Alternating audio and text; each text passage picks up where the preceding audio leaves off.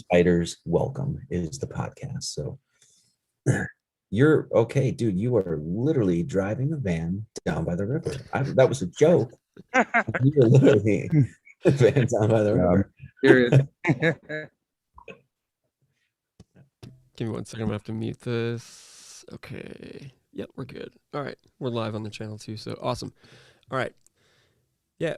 So as like we were talking, so we'll just jump in, just keep rocking, I guess. But yeah, it's sad how people tend to not practice what they preach, so to speak, to sum it up in the, I guess, the simplest sense of the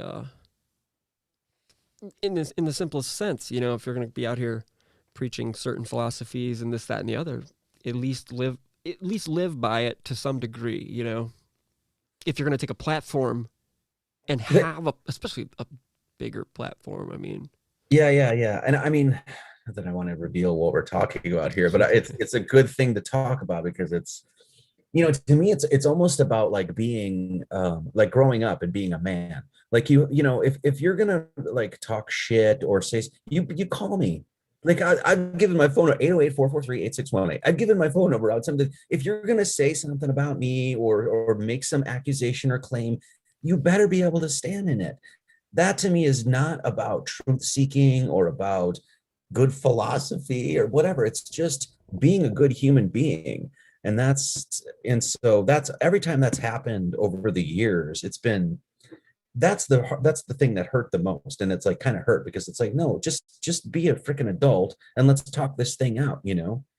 And so yeah. And so when that happened, it's happened to you, it's happened to me, for the person we're talking about, but you know, it's happened to me other times as well. And I had the same feeling because I'm just like, look, what is this? You can just we're just going to hang out in the mud here? Or are we going to stand up and be righteous, virtuous being adults and talk it out? Let's go live, you know? Yeah. So, I mean, I'll say this.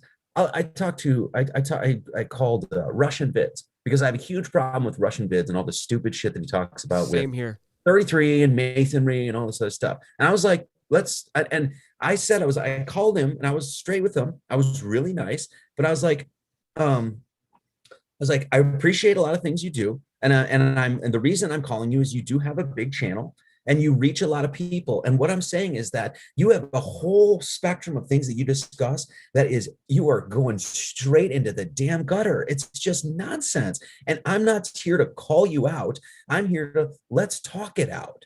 Let's go live and you're going to hold your position. I'm going to hold mine. And let's just have the debate. Not so I can be like, I'm right and I'm the winner. No, so that the truth can win out.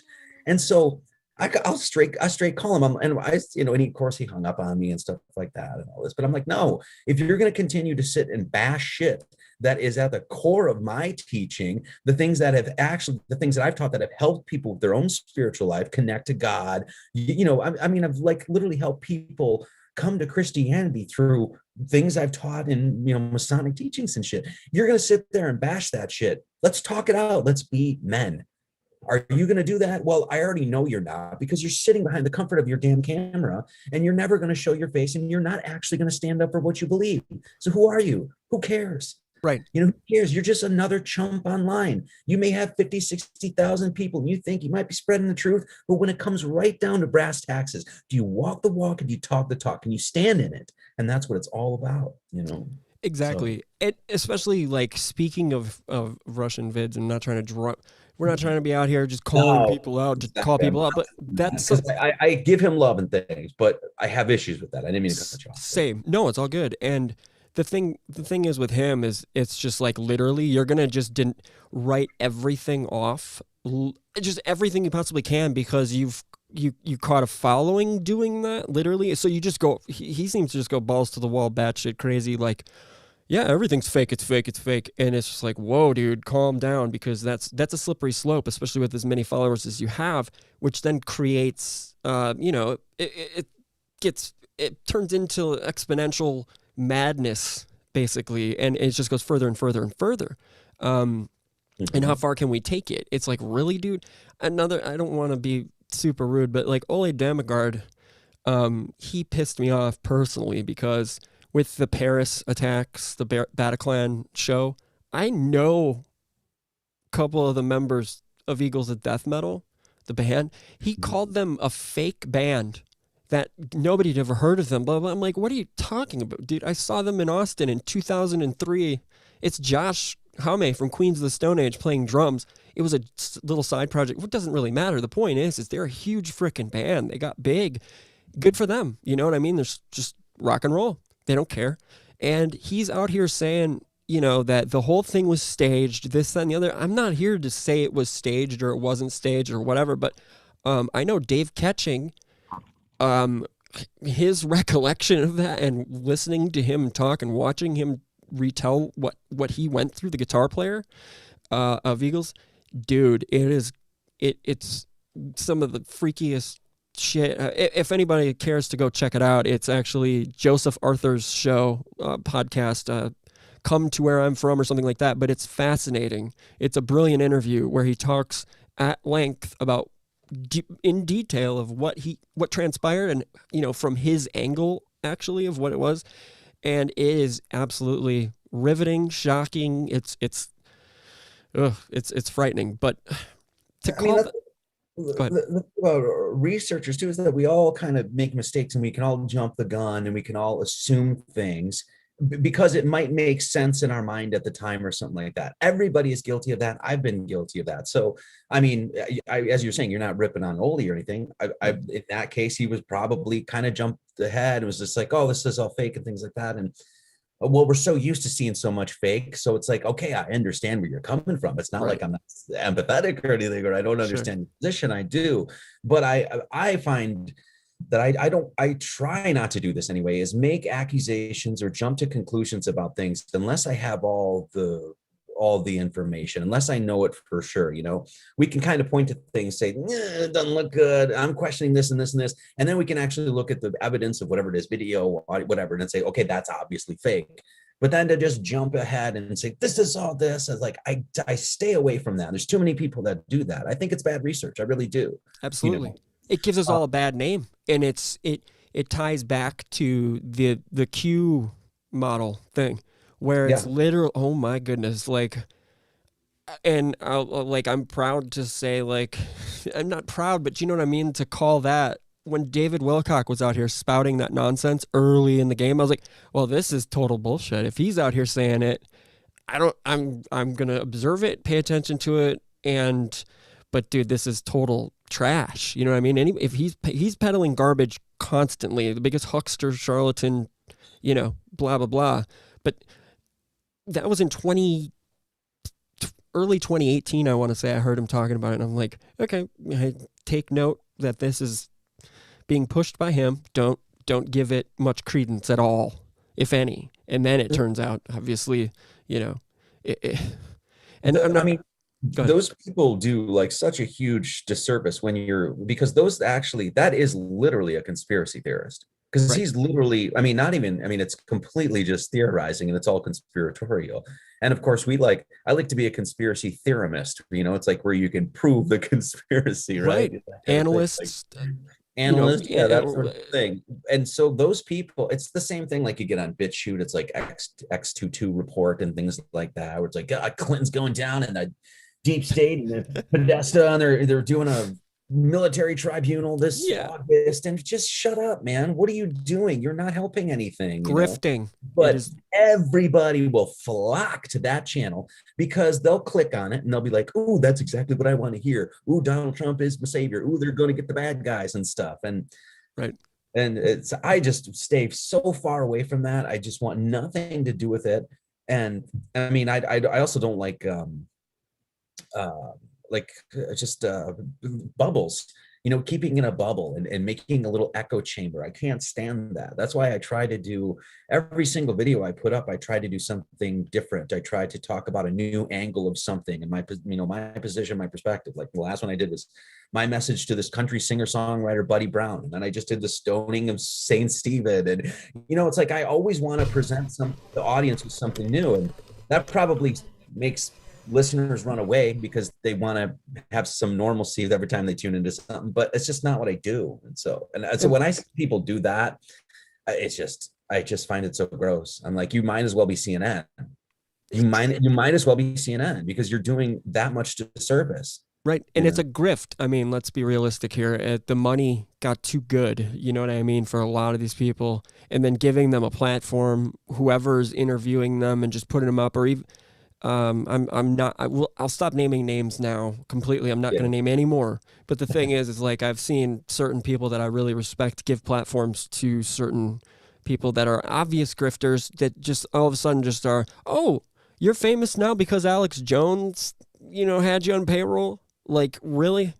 Kind of thing. Like, I'll just say cute, cute blonde girls that look a little bit too young.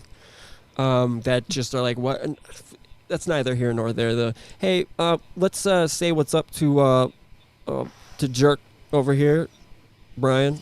What's up? What's up? What's up? Can you hear me? Yeah, you You're got a right. lot of You got heat. yeah, buddy. Your gain is super hot. How's it Very hot microphone. Thanks, Jim. now? Is it better now? No, but Let me it's try to fix it. yeah. I'll mute you real quick. Okay. Everybody, So this is casual. Don't worry. No yeah, worries. we're all gravy. So yeah, The sound of the river. you got a dynamic mic, brother. That ain't gonna work. You got to get a condenser for that one, Jim. But Can you hear it? no, not at all. You got a dynamic mic, bro. Anyway, It's too bad. it is too bad. I've already got 3 dislikes on my channel. I'm assuming it's for you guys, though. Yep, They there just you came in. go. It's not. It's got nothing to do with me.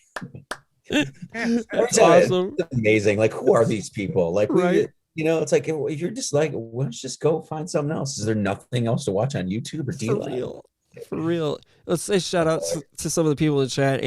Hi, Ann Winnett, Gaius, Pyramid 7, what's up? CM 5891, Nikita, James, good to see y'all. There's a lot of new people here. That's awesome. Welcome.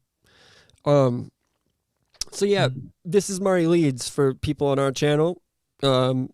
He's amazing. His work is amazing. I don't mean to sit here and kiss your ass, but really quick, I do want to touch on you're back in my neck of the woods. I don't want to give much away. It's not my place to do that, but It's all good. I talk about anything, man. Okay. yeah, I figured as much. We're cool. So yeah, you're about 2 hours due east or due west of me, literally. Like I could just hop on right out here and just straight there, which is awesome. Yeah. Back to the mainland, I should say. Do you want to give us a little bit of rundown on what maybe for people that are wondering or what happened or if you don't care or whatever you want to say, kind of thing. No, that's cool. Yeah. I mean, so we lived in Hawaii for my wife and I lived in Hawaii for actually 1,050 days exactly. So, but 2.5 years, whatever it was. And we had built an off-grid place there, and she had her practice there. She was a massage therapist, and I worked, and I was working online, and I worked at a vet, and things are great. Like, I mean, we pretty much, that was sort of kind of a dream. I mean, not even kind of a dream. It was pretty much, living the dream essentially. But one of the reasons we even moved out there in the first place was that my wife is from Germany and I'm from, Wisco, Midwest. And so we wanted to be able to see family. And so we knew working the frickin' 9-to-5 job, that sort of shit, we didn't want to do that anyway. So we were like, okay, well, if we set this place up, we can, live cheap, have our place paid off and take a few months off, go to Germany for a month, hang out with my parents in Wisconsin for a month, I got friends in Denver and Wyoming and all this other stuff. So then, communism 19 hit and, right.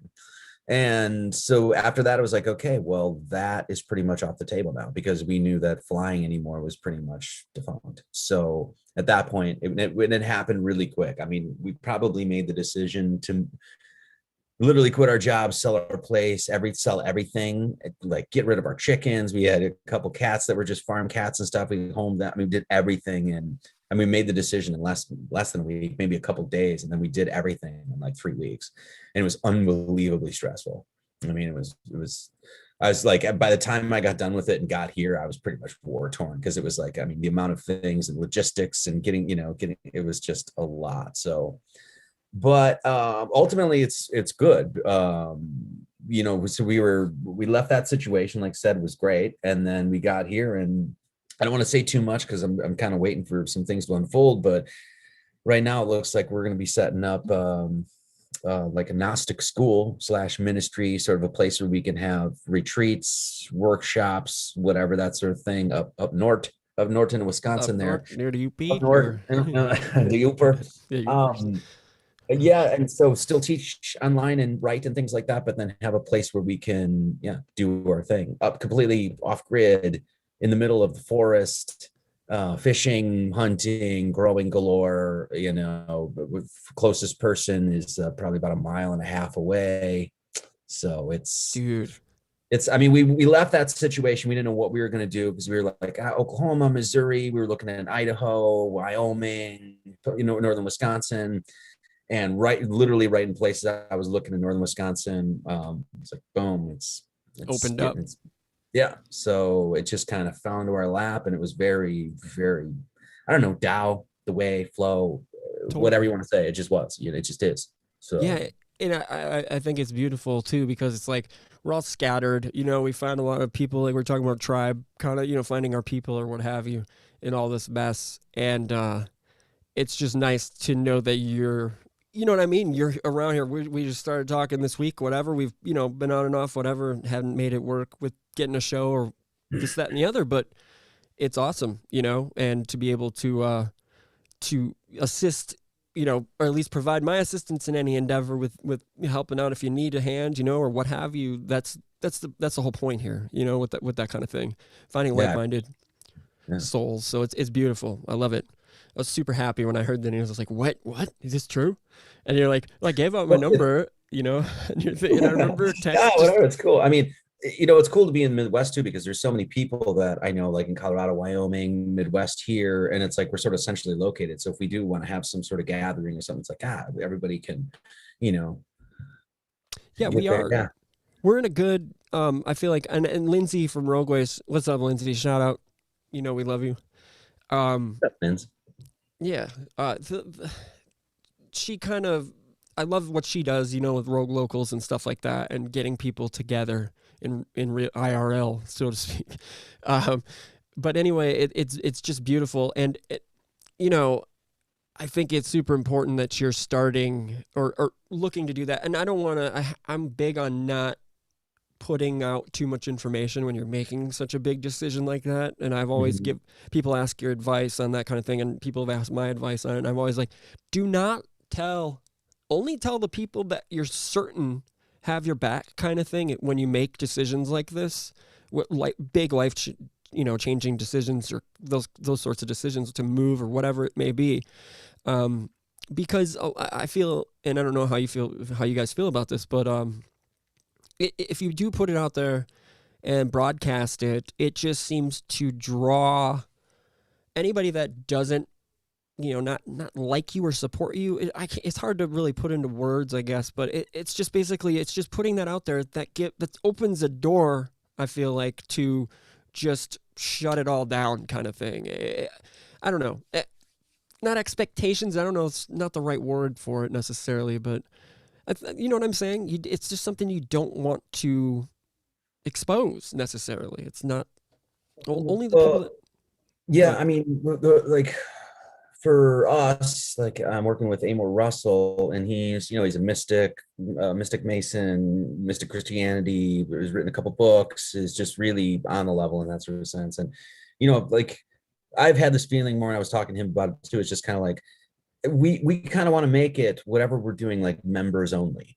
Like we want to find our tribe. This isn't just like in a sense like the mystery schools. It isn't for everybody. My channel isn't for everybody. I get it. That's fine. So we want to find the people who are actually very interested in these things, who want to learn, who are open to who understand that we're human beings, we make mistakes, and we're limited in what we know and that sort of stuff. But we have also put ourselves in a position to be spiritual guides and teachers and things like that.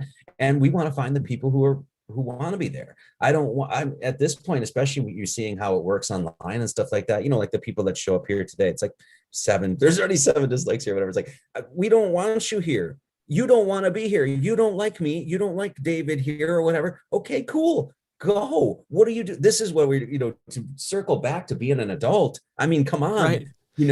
It's like, you got 2 legs, walk away. What are you doing? Like, There's It's so so much childish. content. I have no interest in any of that. So for us, it's like, no, when we were talking about doing workshops, it's like, we're going to make it members. Like you have to pay not because we're like money grubbing, whatever. No, you have to be serious. You have to pay a yearly due. And then we know you're serious, and you have to agree to our bylaws or whatever, which is not, this is not like we're trying to bring people into contracts or something. It's like, these are the principles that we stand for. This is who we are. If you agree to that, cool. Then we can learn, we can grow, we can share, we can trade information, we can branch out to find other people that are interested in that. If you're not, that's cool too. Go, maybe you can go hang out with whoever it is. It's, X22 report or whatever, so Yeah. just moving forward, that's how I feel, and I don't think there's anything wrong with that. I think it's actually good. I mean, otherwise, you're just inviting any sort of chump in that's just like, oh, Marty's a shill because of 33. It's like, get some backbone, bro. Get some backbone. Exactly. Don't be afraid to look into it, and instead of just writing like Freemasonry, for example. Holy crap, dude. It's like, I confirm. It's literally that stupid. And the word it is that stupid. I was it's tweeting. The Chi-Com of the new. It's the Chi-Com. I think somebody said this. The Chi-Com of the truth community. Everybody's it's Chinese, and it's like, no, there's a lot more to it than that, but it's just easy. Let's just blame them, and anybody that says anything else, they're obviously pariah. I'm sorry, pardon me, but that's just ridiculous. Grow up. How much do you know? How much do you actually know? Yeah. How much have you researched? Like honestly, and I don't want to. I was just on Twitter a couple hours ago, and I saw that. And let's bring this around. What's better than Facebook, at least, I think. But that's just me. But yeah, I think it is. But anyway, Lil Nas X. Have you seen this? This Lil Nas X, the Blood Shoe. Yeah. What the F, dude? Like, I just saw this today, just a couple hours ago. I was like, whoa. Okay, now if it's Slayer doing it, that's kitschy and funny, and I get it, and I'd be like, oh, that's kind of rad. That's hilarious. If it's some edgelord, like some black metal edgelords up in Sweden or Norway or whatever, I get it. Okay, y'all are doing your thing. That's fun. That's funny. That's cool. Whatever. Satan has the best PR guys. Satan? Oh, yeah. Satan. He's got the best Lil Nas PR X, give me a freaking break. That's the worst PR I can think of, dude. Like, who? The devil. There you go. Inversion. Like, what clown world are we in? Well, clearly we're in the... Oh, my God. Everything's absolutely backwards. Because of all this stuff, it seemed... I don't know. Maybe I could be dead wrong about this, but it seems like the wave is cresting. Because they as far as like trying to push all of this stuff on humanity, because people are starting to turn back now with everything, and you're seeing it. At least I'm seeing it a lot. So I feel like that wave is like, in my mind, people are dead wrong about this, but kind of breaking and starting to roll back, because they can't keep up with this level of nonsense that they're pushing on people. I mean, once again, maybe I'm wrong, but I don't see it. I mean, I find that stuff to be so disgusting, and pretty much everybody I know that sees that, they're like, what? Yeah. How can you take Lil Nas X seriously, period, as a musician? And you're a musician. I mean, I think I heard the Billy Ray Cyrus randomly song that he did, and I was like, what? No. You know what I mean? Like a snippet, and just like, no, I'm not paying attention to this, because look at that. Like, look at it. Like, I don't need to hear it. You know what I'm saying? I don't need to hear it. I can see what that is, or whatever the hell's going on there, which I don't even want to explore it. But it's wild. It looked like it was teamed up with Nike too, which doesn't surprise me, but I don't know. It could be some other, whatever. That's a whole nother mess. But Jim, let's touch on, I want to bring it. I can't see. I changed my view a little bit, guys, so I apologize. So, do we still have, let me see. Okay, Jerk will be back, I'm sure. But anyway, okay, so what are you up to, Jim? That's your backyard? Where are you? What's up? I am in my backyard. This is actually like my side yard. It's just not down by the river, Marty. See, it's not just a random van. It's a creek. I was ripping on it. You live in a van down by the river. It's totally cool, man. Right? No. The stereotype, though, is pretty hilarious. But no, go ahead, Jim. It's a nice van. So Is that what river is that? this is the Walla Walla. Well, it's actually it feeds into the Walla Walla River. It's the Mill Creek. Oh, okay. It's I've been up there. it used to like flood the whole town every year. It would flood like downtown and everything, and then like the Corps of Engineers built this like, I guess, a dike or like a levee sort of thing running through town like 50 years ago, so that it wouldn't flood downtown And that's it right there. every year. And this is it right here. It's right Wow. on the edge of my house. So it's not considered like waterfront property because it's just a drainage creek, but it's like the beautiful wetland. At least at my spot, it's like it's where it starts right here. So like it goes from really wide in my backyard to like narrow and then pipes into the city. So I'm kind of looking at the reverse delta out the it's on the south side. So it's I've got the ecliptic right here. You know, I get to watch all my all the planets. Moon comes over. I want to set up a observation deck. Yeah, I just got That's some what you want to do in Hawaii. absolutely. I just got some I got 84 12-inch tiles. I'm gonna make a chessboard, you know, like for the large- Masons. You suspect. Confirmed. Confirmed. Somebody's Truth Bites here says Nike said no to Steph Curry's Bible verse in his sneaker, but agreed to Lil Nas X Human Blood in his. What is going? Yeah.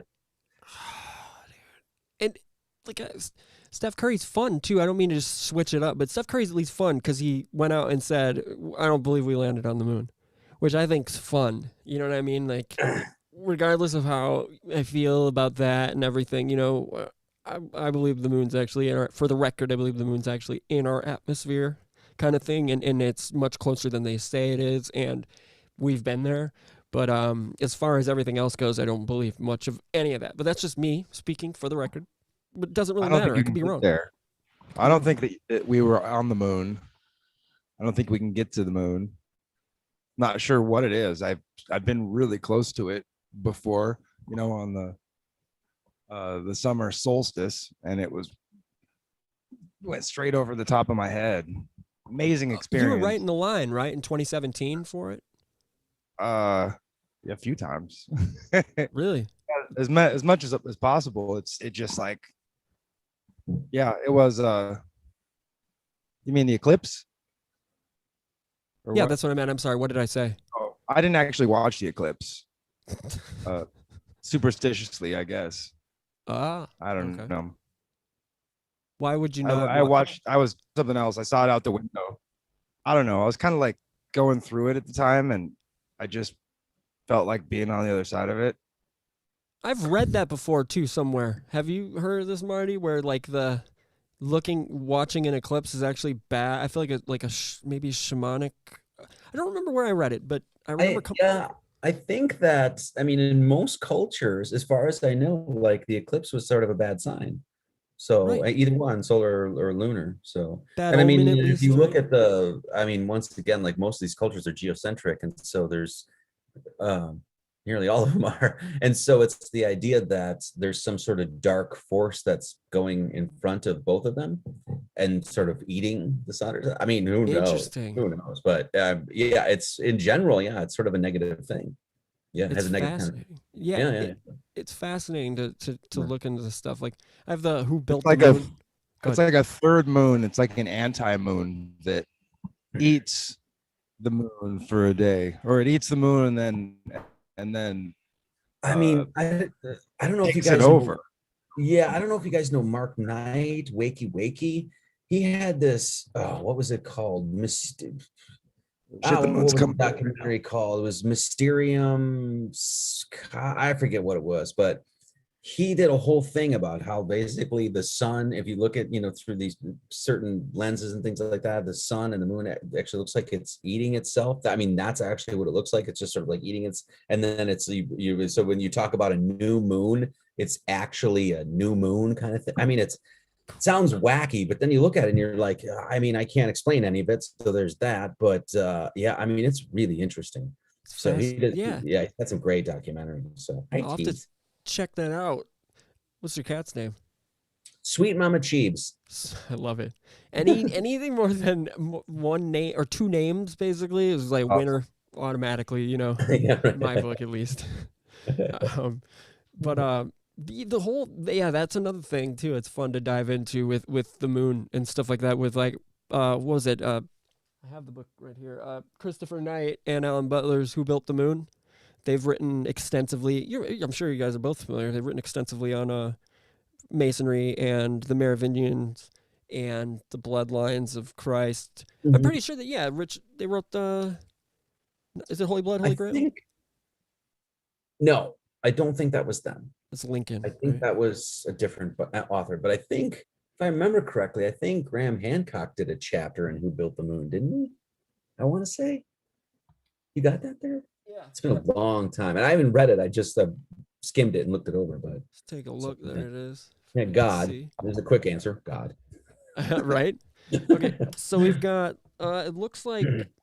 I think he might have written the foreword or The introduction. forward or something. I feel like. I don't know, but that was picked out of the back of my brain, so I don't know. No, it's all good. Let's see. Well, I'll just look at the back here. Christopher Knight co-authored 4 books with Robert Lomas. His first book, The Hiram Key, became an international bestseller. Yep. And Butler is fascinated by history and an expert in astrology and astronomy. He has published several successful books and is a playwright and a radio dramatist. Yeah, this book is crazy. I haven't finished it, but I'll use it as like a reference, a research kind of book. You know, it's fascinating to just go in and look. And it was one of those, just like, I need to grab this. And I've been meaning, it was in my Amazon cart, for a long time. Go ahead. You know what's crazy is that, like, in the last, I mean, even just growing up, there was there's so many people that, and even myself, the first couple of books was theorizing, in the sense that because you're doing research, you're searching, you're seeking, you don't know the answers, so you write, you seek out what makes sense to you at the time, or some possibilities. You write those down as to do research, as to just try to figure out what's going on, since this whole damn thing is a mystery in question. But it's interesting now that, because so much has opened up, we're in an apocalypse. We're in an unveiling. I find that we don't have to do so much like seeking out and things like that. Now we can focus. Let me say this: we don't have to do so much theorizing anymore. We can do more theorem. Finding theorems, finding things that are absolute truths, and focusing on those. And so once we got those pillars of truth here and one here and one here, now we can build our house of truth, if you will. You know what I mean? So many people, like back in, even going through the truth community in the last 10, 15 years and things like that, or whatever, a lot of early in research and things like that, I found so many people that were just researching, and it was like a lot of David Wilcox things that they just, are you doing this because you actually want to find truth, or are you just making some cash? Grift. Or is it a little of both? Yeah, grifting. Did you want to be the famous guy on the YouTube? Is that what it was? Did you want to be Mr. Famous? Is that, and now I feel like we don't need to do that anymore. There's so much truth that we can point to. It's like, yes, that is true. And I'm way more focused on that than theory. You still have to do research. You still have to seek and theorize and ponder and consider, obviously, right? We don't have all the answers, but I'm way more focused on the things that we can know. For sure. And also I'll touch on like Crow. I've heard you on, I think the first time I heard you was actually on Crow 777. And shout out to Jason. What's up, guys? And I love them. They're great.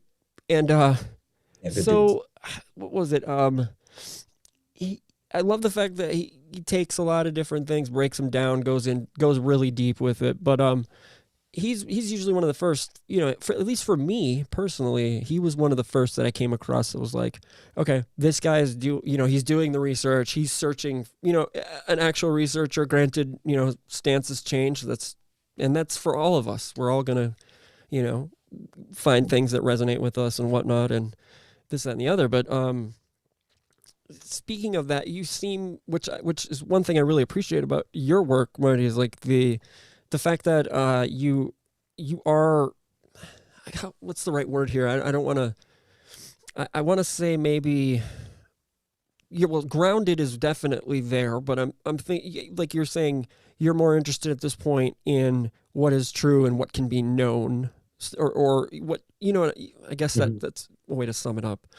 Um, but that's one thing that I've always liked about your work and your videos and the just in your podcasts, all that stuff. It's beautiful because you seem certain. I'm not going to put words in your mouth or whatever, but you know what I mean? You've done the research, you've done the homework to know. And then the other thing is like with the incorporating maths, into it, which Mhm. I love, which I've always struggled with it, honestly. Like I was never a mathematical mind. I wish, that kind of, but it's more been English and things like that for me personally, but that's neither here nor there. So becoming fascinated with how you tie, I remember you saying Christian Gnosticism was the best way you could describe it. I think that was when I heard you in 2018, or got turned on to you in 2018. I feel like it was like September or October of that year on Crow. Mhm. And I remember listening to it with a girl I was dating at the time, and she's total atheist, progressive, total, that didn't work out. Not that Not but gonna I work mean, I'm out. a classic liberal. I'll just leave it at that. You know what I mean? Like whatever, more liberal, libertarian, but that's all stupid labels. I can't do it anymore. Mhm. But the point is I remember listening to that with her and listen to this once. Tell me what you think. And she was just like, holy shit. She was blown away. And it really resonated with her as well when you were describing, I think it was like Fibonacci sequence type things, and it, forgive me because I'm not obviously as versed in this as you are, but it was beautiful to and that then I just jumped in with both feet pretty much to a lot of your work. Um, yeah, I know I'm dancing all over the place here. Sorry. No, no, it's cool. I mean, because somebody just asked me like, oh, well, how do you describe what you do? And it's like, oh, well, it's like, okay, well, if you say Gnostic immediately, I mean, it goes, it's this Trigger way with words. so much of what I do. Yeah. It's like you say flat earther, oh, I'm done with that guy. You say, oh, he's a Gnostic Christian, I'm done with that guy. You say he's a Christian, I'm done with that guy. Those Christians, they're all cucks. Oh, he's pro masonry, done with that. He's into numerology, done with that. I mean, the amount of things like little obstacles and labyrinths you have to go to even listen to me. So, I mean, I totally get it. I mean, it makes sense that it's like I'm a hard egg to crack or something like that. But I agree. I don't like titles because it's like then you just get pinpointed, you get Boxed sort in. of boxed in, and it's like, well, that's not. I mean, I think outside of the box, and I think inside the box, and I talk about the box, and we count the vertices of the box, Right? and this Right? is square root of 3, and that's square root of 2. That sort of stuff. Logic is So, involved here, right? yes, but ultimately, I'm trying to bypass those titles.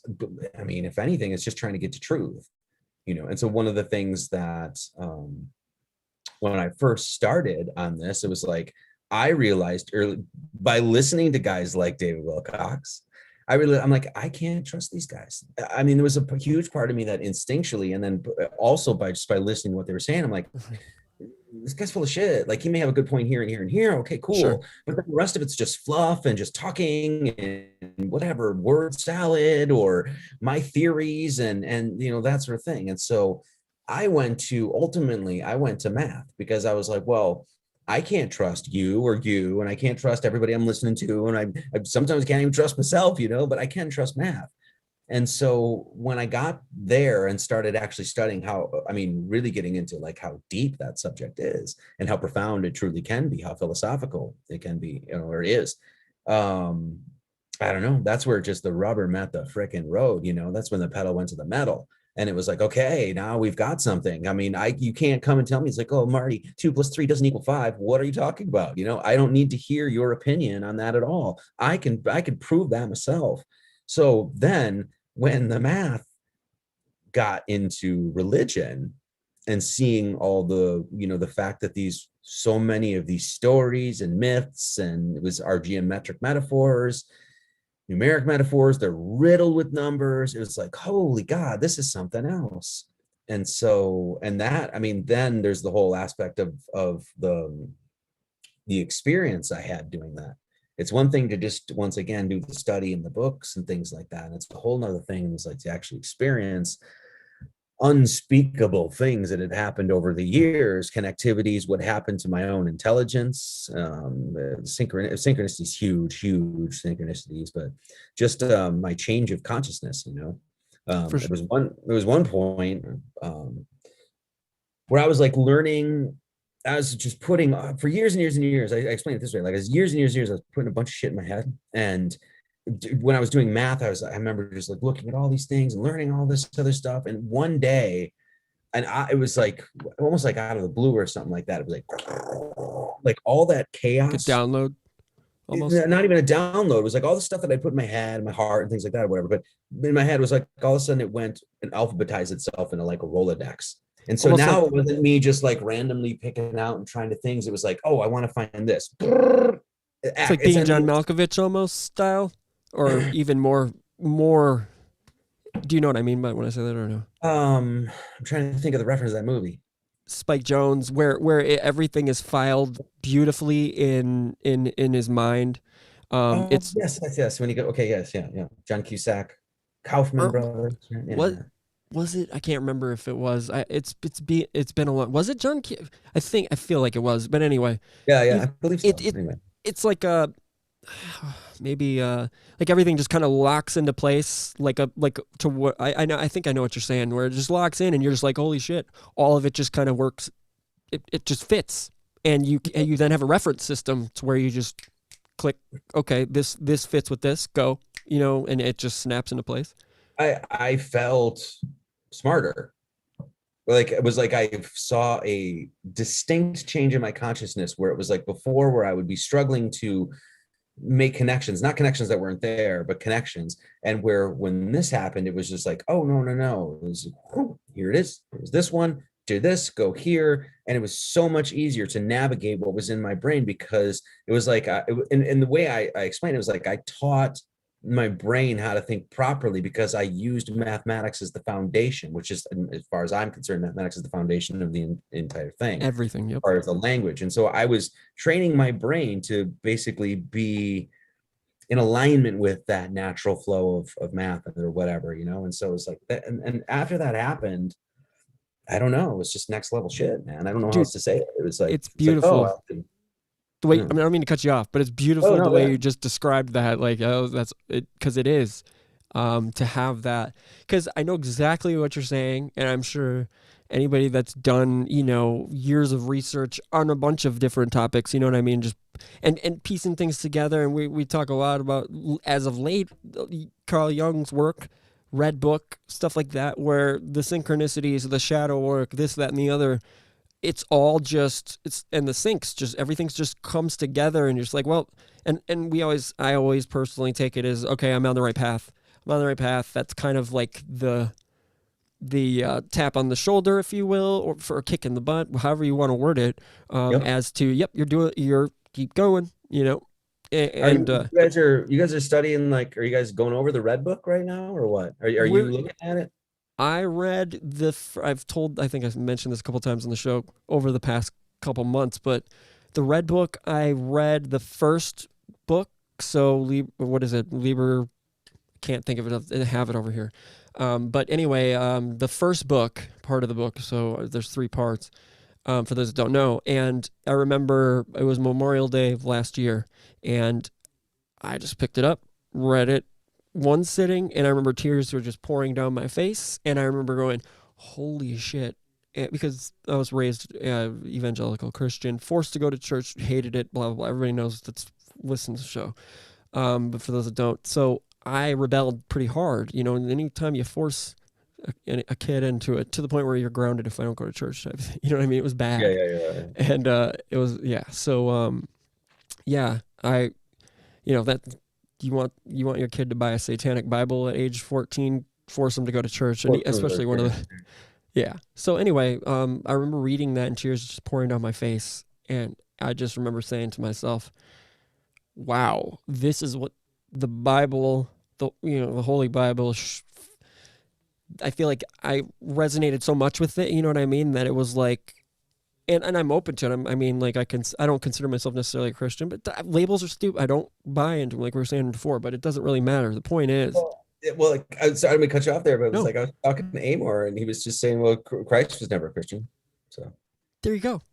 I There you go. mean, Yeah, it's not he's even kind of Christian. I'm proud. I was like, well, right. So, It's a construct, and yeah, but at the same time, it was just like that changed. It didn't change everything for me. It just kind of put a lot of pieces together, and that's the best way I can word it. I have more work to do. Like that's yeah, that's how I can sum it up. it's interesting too. Like a lot of people, because I mean, I was floored by Jung. I mean, I've read, I don't know, like Psychology and Alchemy and Alchemical Studies, and I'd read, I mean, I don't know how much Jung I've read. I never read the Red Book. I've always wanted to. I just never got around to it. And I was always floored by what Jung said. And speaking about going to like the truth community and stuff like that, I don't know how many times I've heard, some big names, if you will, big names, and whatever that means, people that have lots of subscribers and followers and things like that, like trash on Jung, like he was some, I don't know, pop psychology kind of thing. And I'm like, what are you? And it was the same sort of people that would do the same thing about Masonry. They would say the same shit. They would just regurgitate a bunch of nonsense that they heard from YouTube videos. And I'm like, dude, Jung changed my life. I mean, Psychology and Alchemy, top 10 books, if not top 5. I mean, that book, and then the Alchemical Studies one, when they got to dreams and he was showing all these people that he was, talking with, and they would do sketches about what they dreamt about. I mean, that absolutely changed my life.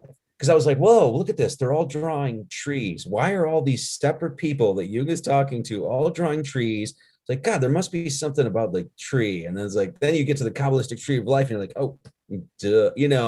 All of that stuff started making sense. And I mean, Jung was just, I don't know. I see so many people. It's like, well, he was with Freud. That's exactly what I was going to say. Falling out. It's like, what are you talking about? I mean, they hate, yeah. It's like Freud did enough cocaine to kill a small horse. What are you talking about? Really? Jung was a genius. Man and His Symbols. Yeah, L.C. King, Man and His Symbols. Yeah, that's another one. It's a great book. Great Man and His Symbols. Yeah, that's entry level, and it's great. Yeah, it's absolutely entry level, but it's a great book. Yeah. So anyway, Jung wrote a book when he was like 8 years old, identifying all kinds of insects that he like wrote a book identifying like 100 or hundreds of insects. I don't know how many. And he drew little pictures of them, and he discovered a bunch of new ones. Well, it's like I've heard people about Jung, and then you hear things like that where like how where it's like I've heard people like we were speaking about. I don't want to, once again, I'm not trying to bring up names or anything. Like we're Russian vids. Manly Palmer Hall's a Luciferian Satanist. I'm like, are you what? Yeah. That's the kind of shit. I'm like, Manly Palmer Hall wrote Secret Teachings of All Ages when he was like 19. Right. He spent like an entire summer in an actual library, not on Google. Right. Library writing a book that I don't know if I could even write that today. And he wrote it at 19. I had heard somebody recently rip on, and I was talking to L.C. King about this. He's in the chat here. Somebody was ripping on Blavatsky. I'm like, well, have you ever read Helena Blavatsky? Yeah, well, she was part of the Theosophical Society, and she was a Satanist.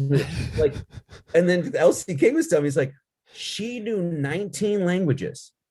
Do you know 19 languages? I don't. And then I said, one of the first times I'd read, I mean, I don't know if I'd read, I think I just read The Secret Doctrine #2. I don't know if I've read both of them. I might have. But anyway, it was the first time that one of the first times that I had ever heard somebody mention that mathematical constants were embedded in the names of God. And the one she was mentioning was Elohim, and that pi was encoded in it.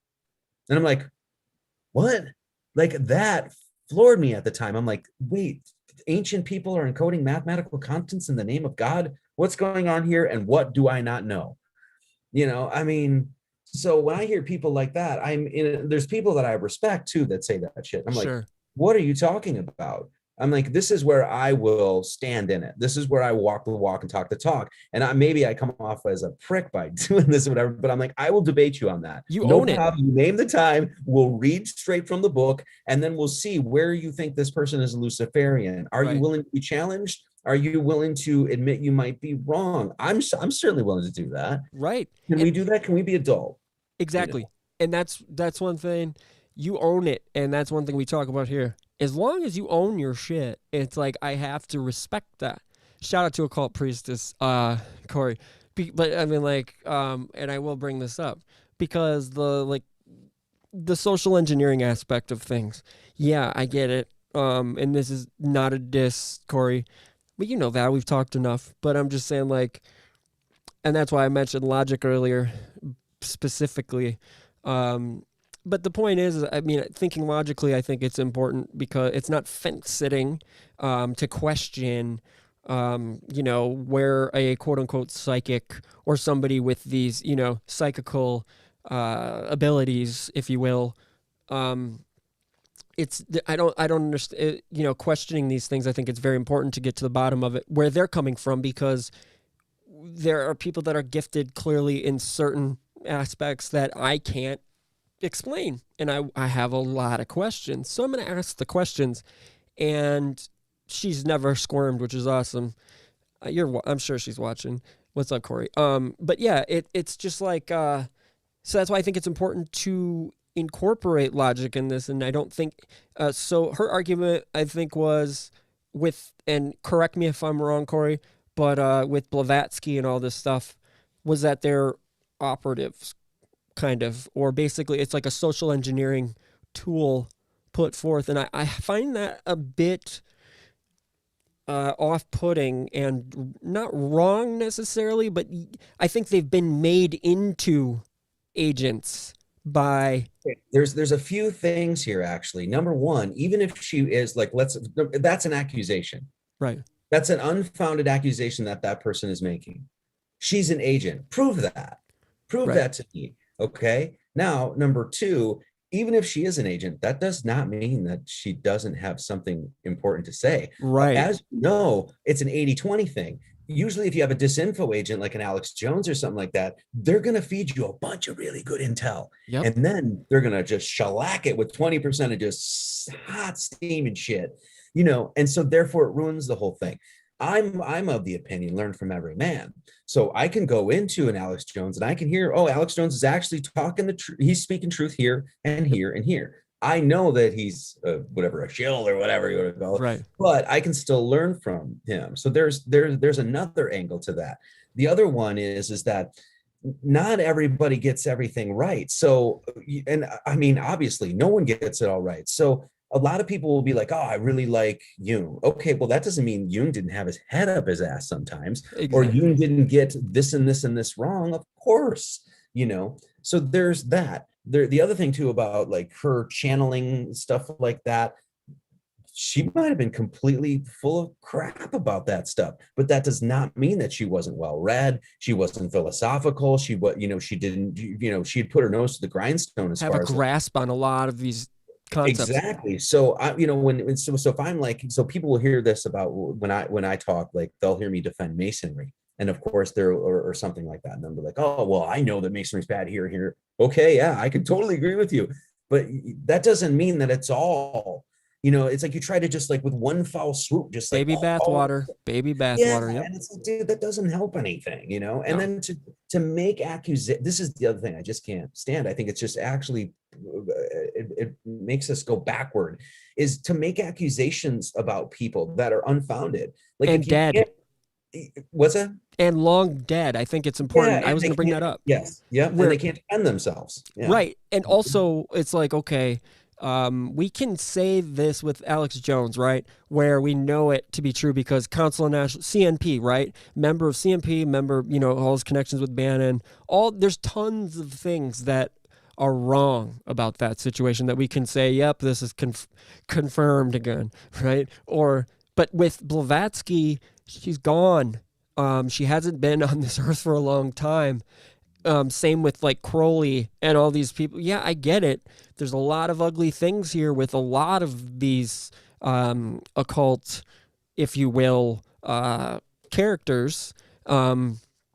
But and there's a lot of gross things with all, but there's gross things with everybody, and a lot of we have to factor in that these people they've been propped up more so today than they were during their time.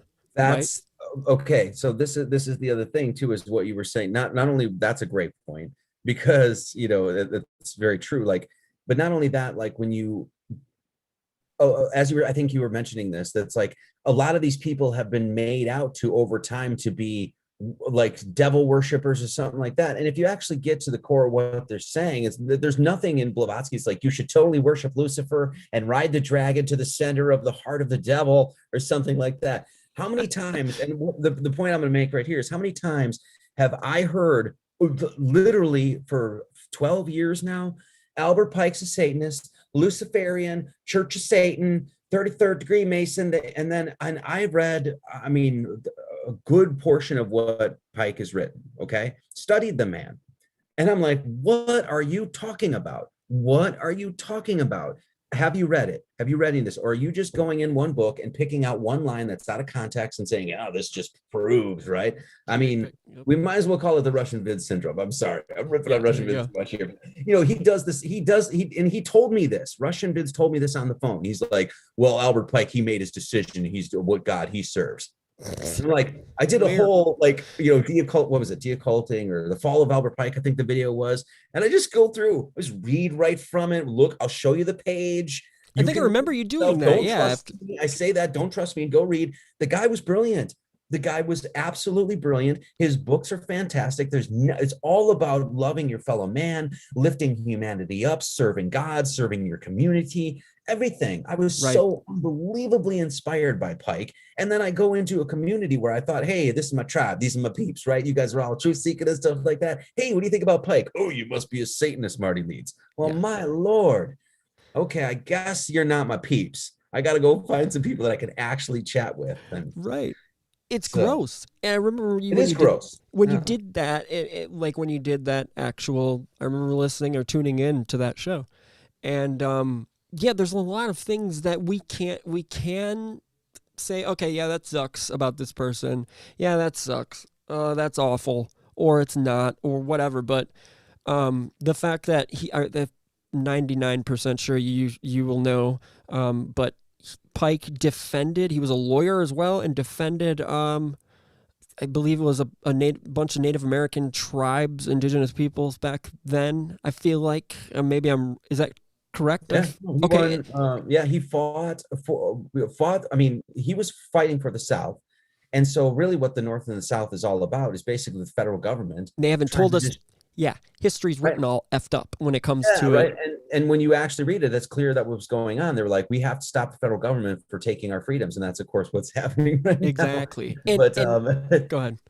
No, and so, he fought and won in court against the federal government on behalf of, I think, the Chickasaws and the Choctaws. That was it. The Chickasaws. Yep. $800,000, which back in the day is a whole gang of cats. Oh my God, dude. So people was like, yeah, he's a Satanist, hated the blacks. No, he fought beside African Americans. He fought beside Native Americans fighting for the South against the North. You don't trust Marty Leeds, go read it yourself. Go in the archives, read it.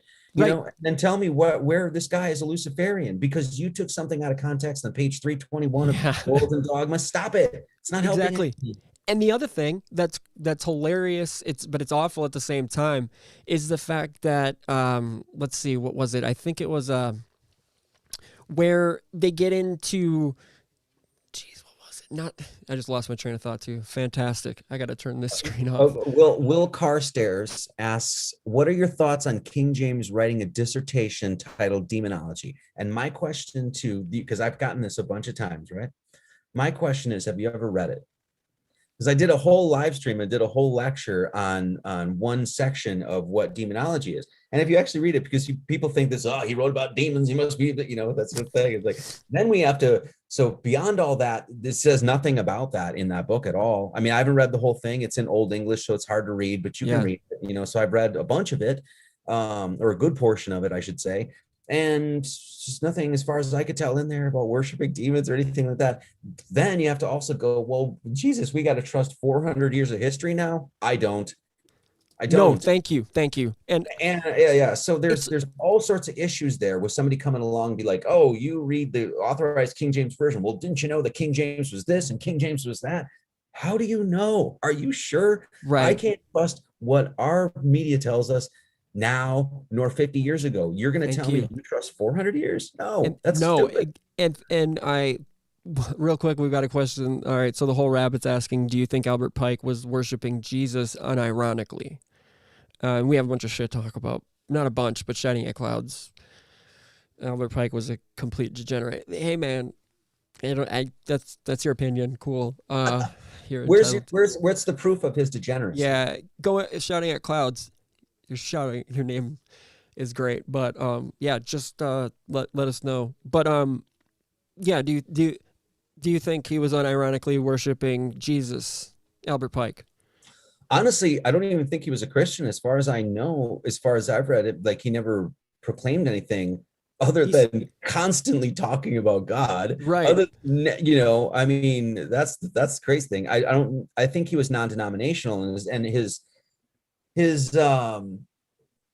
which, I mean, when I say non-denominational, I mean that he was actually a very deeply spiritual and religious person. It's just he understood the same sort of thing I understand, I think anyway, is that there's a natural inherent religious process crafted within nature, and that all of these religions, all they are is expressions of what that is. And that Thank you. includes Christianity, that includes Hinduism, that includes All Abrahamic. not even just Abrahamic. You Right. go across the board. This is East. what comparative mythology is all about. You Yep. seek out the commonalities between these things.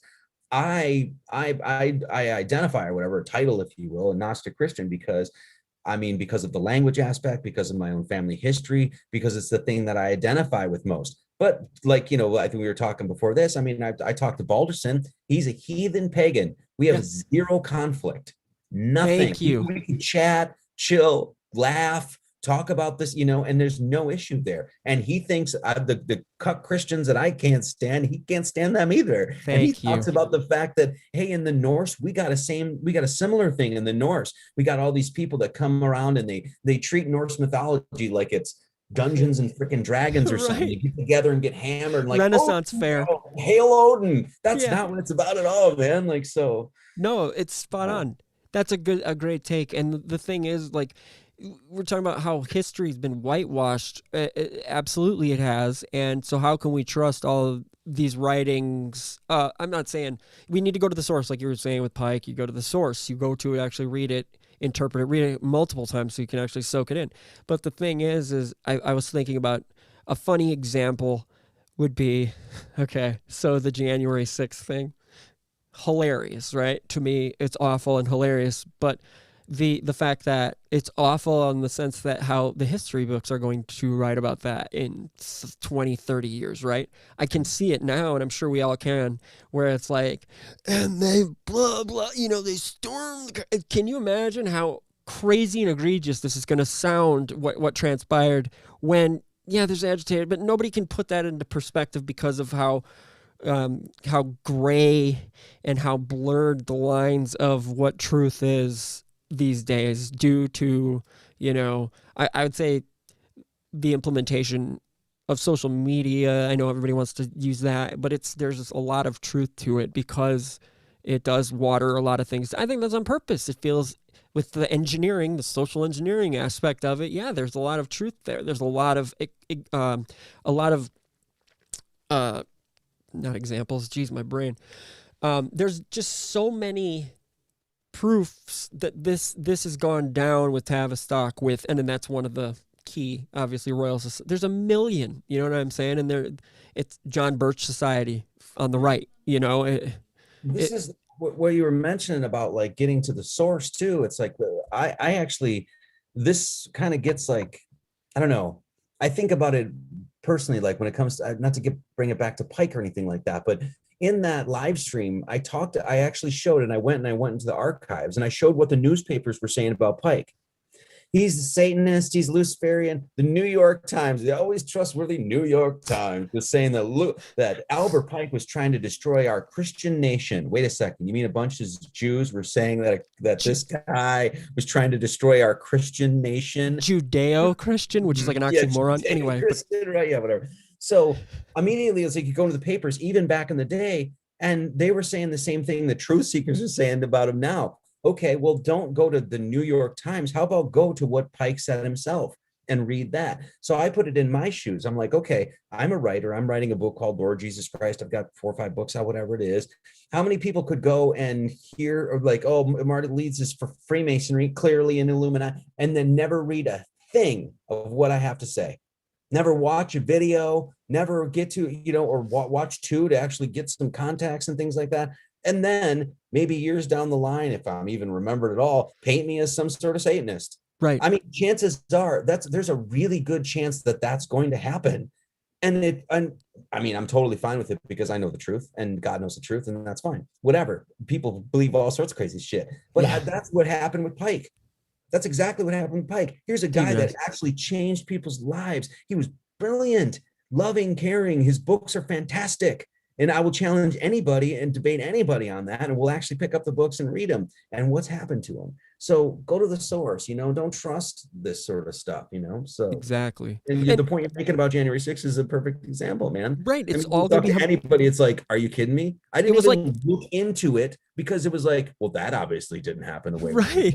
Like, who's getting into the freaking White House, let alone hundreds of people? Yeah. And thank you. Give me a freaking break. Yeah. And they stumbled. No, it's all good. They stumbled in like, this is how I love to word it, because this is exactly how I feel about it. It was like, yeah, you had agitators, whatever, doing stupid shit. But then you had most of the people that ended up in there were like, they were literally like middle-aged boomer tourists that stumbled into an art museum like the Whitney after hours with their phones out that are just like, holy shit, we're in it. Like, we're here. And and then there's just fools everywhere that are obviously cute-tarded and are just literally like, dude, yeah. Okay, whatever. Go get her. What is it? Idiots. Anyway, all that aside, it's just, it's comical, to look at, but it's sad, but whatever. I mean, we can't dwell on the sad, can we? All we can do is point these things out and know, deep down that it's a load of shit, and it's a show, and it's turned, pro wrestling. I'll go back to it every time. It's literally with 5,000 plus data points on each and every one of us, from thank you, Cambridge Analytica, Palantir. Thank you, all those people for whatever, selling everything, but we consented to it. So there you go. And because who likes to read giant EULAs, but then there's that. But it's just, it's funny. And to look back on and to think about, I'm curious, aren't you, how 9/11 is written about in the history books? Granted, well, we already know. I mean, right. We're 1999 Jack dude in the cave. Yeah, and it was done after this. Like, I knew there was something wrong. I don't want to keep 9/11 is old, tired. It's not old and tired, but you guys know what I mean. Like, we beat it to death. But the thing was, like, I remember 4 hours after is where they have the names and photos of all the people. I was like, this isn't right. And I remember that day I had on my coffee table, the books on my coffee table were, what was Everything You Know Is Wrong? Oh, was like a giant, that one, and a couple of Bukowski books. I think it was like Ham on Rye and Pulp, and then Noam Chomsky. I can't remember which Noam Chomsky book. So that just shows where my mind kind of was at that time, which I feel like, oh, that's actually not awful. I kind of, and I wasn't down some conspiracy path back then. I hadn't even heard of Alex Jones or David Icke at that point. But those two names are synonymous. I got introduced. What up, Austin Detmer? Well, it's interesting too, because I mean, it's like, it's all of this is none of this is new. I mean, I remember, speaking of Crow, I think one of the first times or second time I talked with him, I think it was with him. I was basically just saying like, why is anybody listening to the news? Like we need to, because they control the narrative with the news. So every time we're like, look at the news. Oh, what is it saying? And then we regurgitate. What's the news saying today? And I, for the longest time, was like, well, it's not news. It's just propaganda. How long has this been going on? I mean, Shakespeare, all the world's a stage. Okay. So whatever was happening back then, the same thing. It's just some reiteration of it now. And so at this point, it's just like, I don't know why anybody's paying attention to this, especially now we see it. It's like, holy shit, they haven't been telling the truth at all ever. No. And then to hear the narrative now where it's literally, if people can't figure this out, like the narrative now on the right is, look at what they're doing to the border and the kids and the border. It's like, dude, like, you know what I'm saying? Like this is literally CNN 6 months ago or whenever the last crisis at the border was. Remember the kids in cages nonsense? It's the same freaking thing. Just on like, if that isn't telltale, if that doesn't wake you up to this whole thing being a farce or just a show, basically, just so when we get angry, we go after them. You know what I mean? The president being an actor and all that thing. You know what I mean? Like the PR person for it's just a fall guy or the guy to take the credit. It's all bullshit. So I feel sorry for you. All of it though is when you realize it's like it's absolutely wizardry because it keeps your consciousness focused on what they want, and it doesn't matter. They could actually feed you some truth, but it doesn't matter because it's as long as you're paying attention here, because we're still going to feed you more bullshit.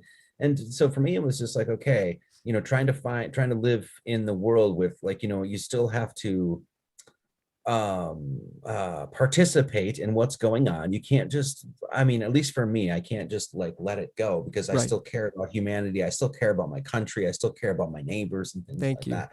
So I can't just like go off and live, even though I am, but I'm still going to maintain connection because I care and I want to see positive change, but I cannot get locked into it. Because I learned that after the Pizzagate documentary, because that destroyed me, because I was just so locked into what was going on at the time, the election and things like that. And I'm like, and at the end of the day, how many years did I, whittle away from my life by trying to focus on this shit? The only thing that's actually changed is me. Right.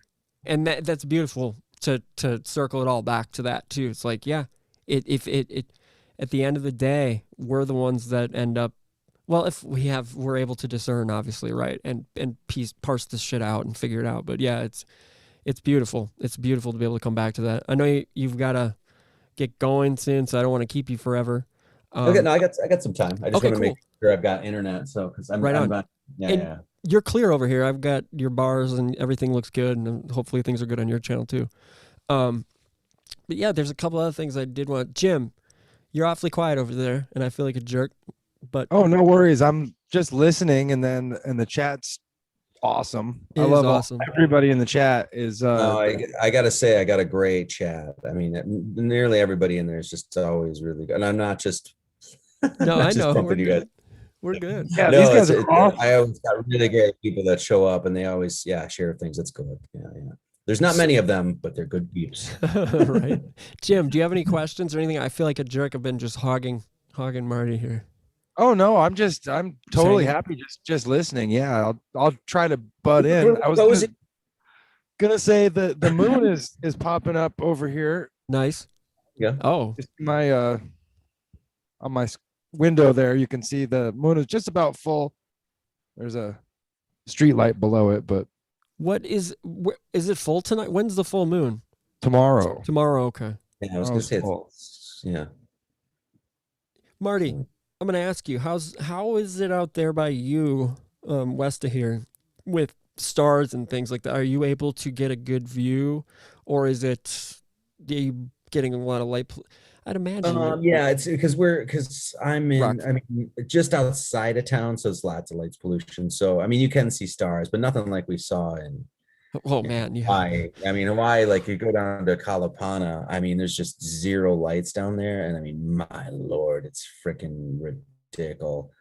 So where we're going up north there, That should be really great because there's hardly any lights up there and the sky is completely clear and stuff like that. But honestly, I haven't even really looked up that much since I've been here because we kind of came here and just were sort of recovery in a sense. I mean, like Yeah. I said, I felt pretty war torn and I was wearing it. I was wearing it on my body and face and all that sort of shit. So I'm kind of recovering And now, but I think there is something to that saying where they're like, I don't know if how much of a study they actually did do on it, but every time you do make a move, especially with a partner, it's like a death in the family. It's equivalent to that of wearing on you. I don't know if you've heard that before. Yeah. well, this last one certainly was like, I mean, this is my first rodeo. I lived in my car for a while. I was homeless for a while. I lived in Oregon and Washington and California, Colorado, and homeless in Welcome to the club. California for a Yep. while. Lived in Wisconsin, lived up north in Wisconsin. So I've been all over. Jennifer, my wife, has been the same thing. She's moved all over. So moving to Hawaii was not that big of a deal. It's like, I'm selling shit and go. But definitely moving back was a lot of stress. I mean, What to say? yeah, it was very, very stressful, really, especially because of everything that else was going on. And so I broke down at one point, and it was just time to leave. It was just, so Yeah. And that I have never been to Hawaii. That's like one of the been all over the country. The contiguous or contiguous. I'm sorry, however you pronounce people pronounce it differently. But anyway, and I've always wanted to go out there. Just like many people, it's like one of those dream spots. And if you make it, you make it out there. A lot of people don't end up, but yeah, I mean, I will say, like, because when I went out there, I didn't really think that I would. I mean, I don't know if I was going to be able to hack it or not because it's like I'm not really an island boy or anything. I'm from the Midwest and blah, whatever. sarcasm So, too. That's one of the other things. Like we were talking oh before yeah, yeah. we went live. That I think is like you got that. That's probably why was like I like this dude because I get we don't have to. You know what I'm saying? It's like all in. Oh yeah. I actually moving out west. I remember our friend, this person I live with, Star. That was one of the first things she said. Is like, oh, you got that punk rocker sarcastic kind of shit kicking kind of thing going on. I'm like, yeah. And she mentioned because her boyfriend at the time that I was friends with, he's from the Midwest too, and he's got it as well. A little, not as bad as I do, but and it's just like, yeah, it's kind of a Midwestern thing, and I know it can be kind of a turn off and stuff, but it's like, yeah, it's just that's how I grew up, man. Yeah. It's just who I am, and I got that sense of humor. I haven't really lost it, and whatever. So Keep it, and and some it's people also appreciate it, some people, yeah, right, and we got to keep I it. We got get to it, own yeah, it, yeah. right? And also the Yeah, winters. exactly. The winters, I think it breeds character. I've always like people are like, how do you live when I lived in Austin? How did you live up there in the winter? I'm like, you guys are just crybabies. Stop. Like it sucks. Yeah, there's those months, like March, like right around the eyes is when I get that itch where it's like, dude, I've got to get if I haven't taken a like some sort of break from it or the winter's really bad, you know what it's like. Yeah. I'm not saying it's not like that everywhere else north, in this parallel or whatever, but it's just like you get the lake effect. And even further out west, man, dude, it gets really freaking cold and awful. The days are short. I know Alaska's worse, but y'all chose to go up there and do what you do, up there, I guess. But it is what it is. Yeah. But it does breed character, I feel like. And the sarcasm is just something we own. People don't get it. Screw them. Yeah.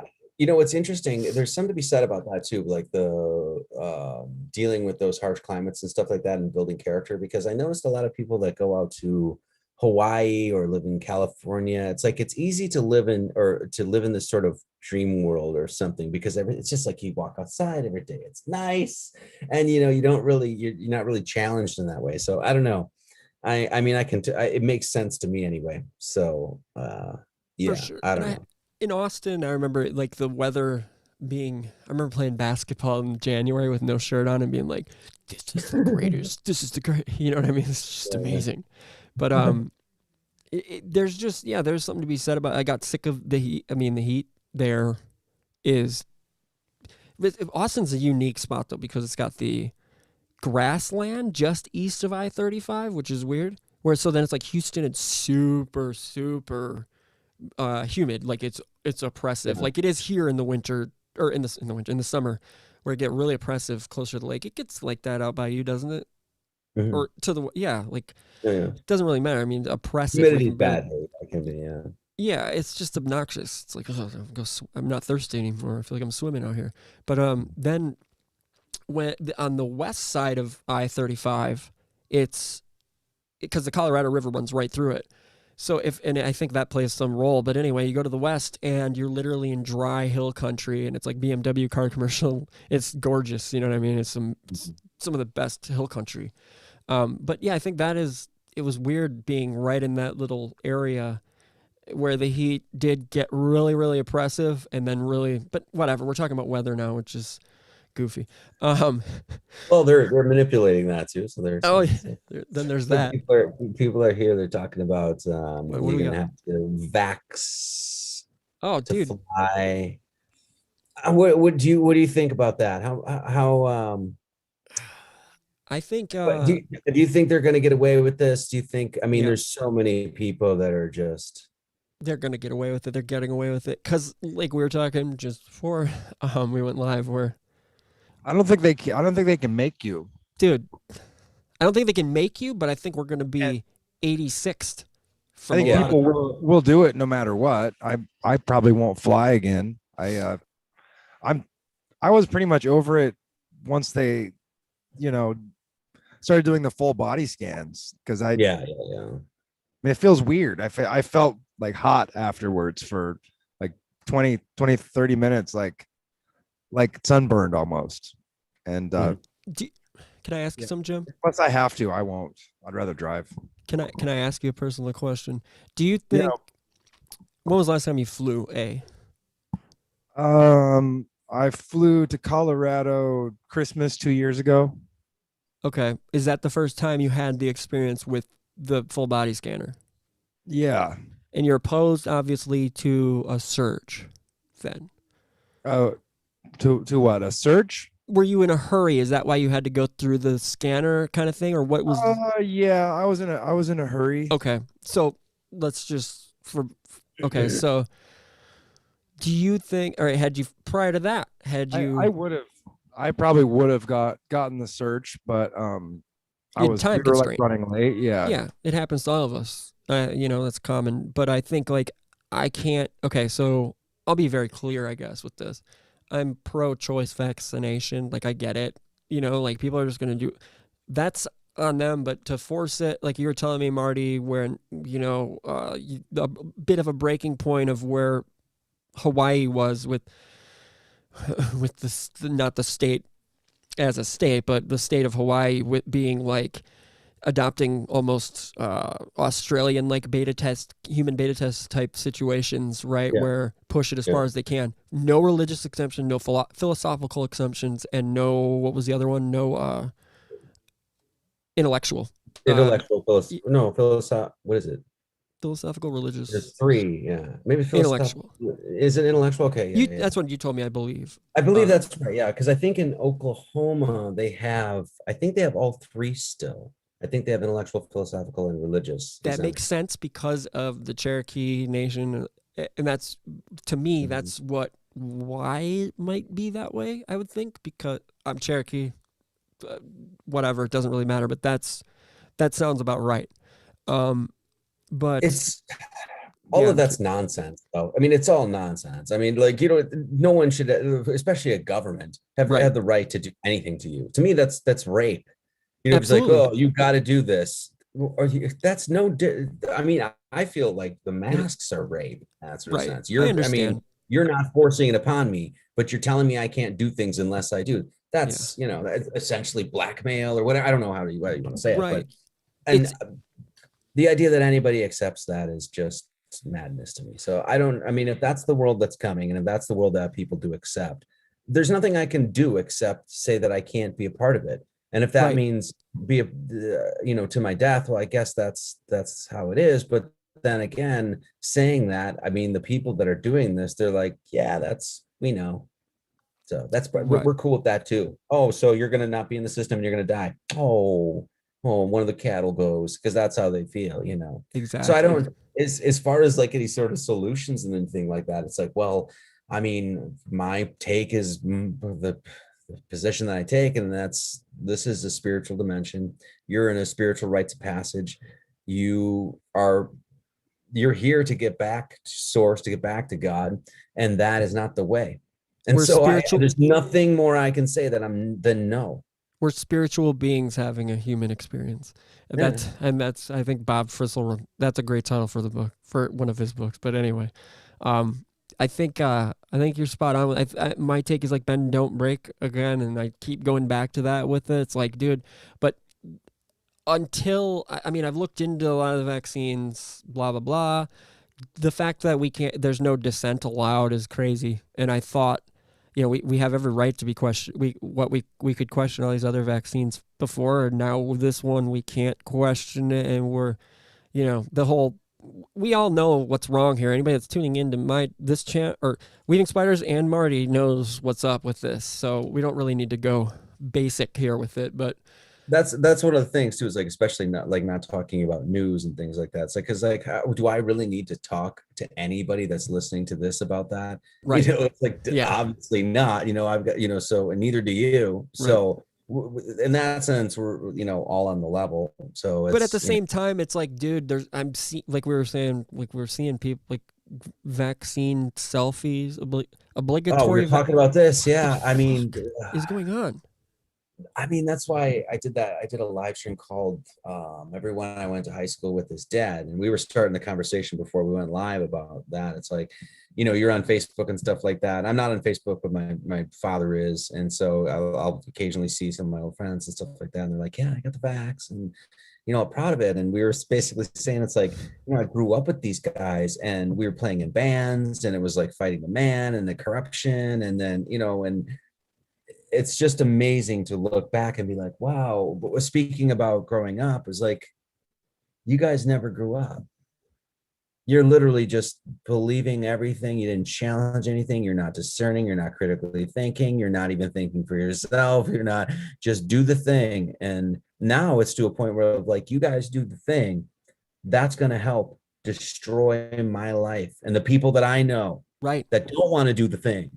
And I don't point so much so that I left Hawaii for one of those reasons, because it's a globalist or whatever. It's a satanic agenda, but it's clearly a liberal agenda that was going on in Hawaii. And I was, with the laws that they were passing, I would have been a criminal overnight. Sure. Because of the gun I had, or the things I was saying online, or the fact that I wasn't wearing a mask and I refused to wear a mask. And it's like, well, I mean, I'm all for fighting for fighting this and things like that and standing your ground. But I realized, and my wife realized it too, like my fight's not there. That's not my fight. I'm not dying on that hill. That's not that. Yeah, exactly. Yeah. That's not the hill. I've got other things to share with people, and I don't need to be spending all my time trying to fight the Hawaiian government. No, I got to teach people about Christ. So it's like, if I'm spending all my time doing that, I can't do this other thing, and I can't see my family. So it's like the decision was made. But it's hard because I want to speak to some of my old friends, but I don't have anything to say to them. I don't know what to say. I can't. There's nothing. Right. So. And I mean, I don't want to put, obviously assume things, but I mean, when you move, when we get married, all three of us here have been married. We've some still married, Marty, more power to you. None of us got married to get divorced, I'm sure. So there you go. But the point is, I think, is like, we have those where some friends obviously haven't gotten married or had families and this, that, and the other. And that's a lot of the ones that I'm seeing, that are, how can I put it? Basically just buying all the shit hook, line, and sinker. And the reason I think they're buying all that hook, line, and sinker is because of their disdain for what happened with Trump and then the whole QAnon thing, which we're like, really, I don't want to keep touching on it, but it's like, fuck, man, they really did a number on, they got everybody, because that whole thing was such a freaking joke. And the hatred for Donald Trump, which I get and understand completely. Yeah. But at the same time, it's like, dude, you can't lump all of this stuff in together. Like we can lump, for example, like the UFO phenomena, ghosts, all that stuff into one kind of phenomena, if you've done done the research, it's all kind of, big. Like, oh, you're a conspiracy theorist. So you like Trump, you believe in Q, Bigfoot, right? They were successful, very successful in destroying. I was so against it from the very get-go. I mean, I was on right after Donald Trump got elected. This is before Q hit. I went on to Sean at SGT Report, and this is maybe like 2 weeks, not even 2 weeks or something like that. Somebody can look it up or whatever. After he was elected, and I got on there to a bunch of Trump fans, like all of them were pro-Trump, right? All of them.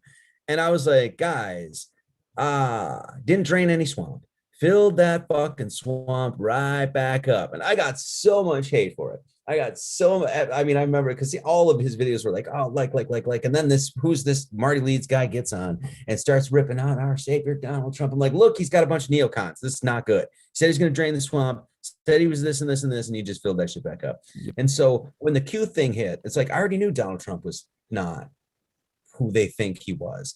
And then the Q thing to me was just like, okay, it was one of those things, once again, prove it. Who's Q? There's a good question. Who is this? Well, he keeps stating it's this.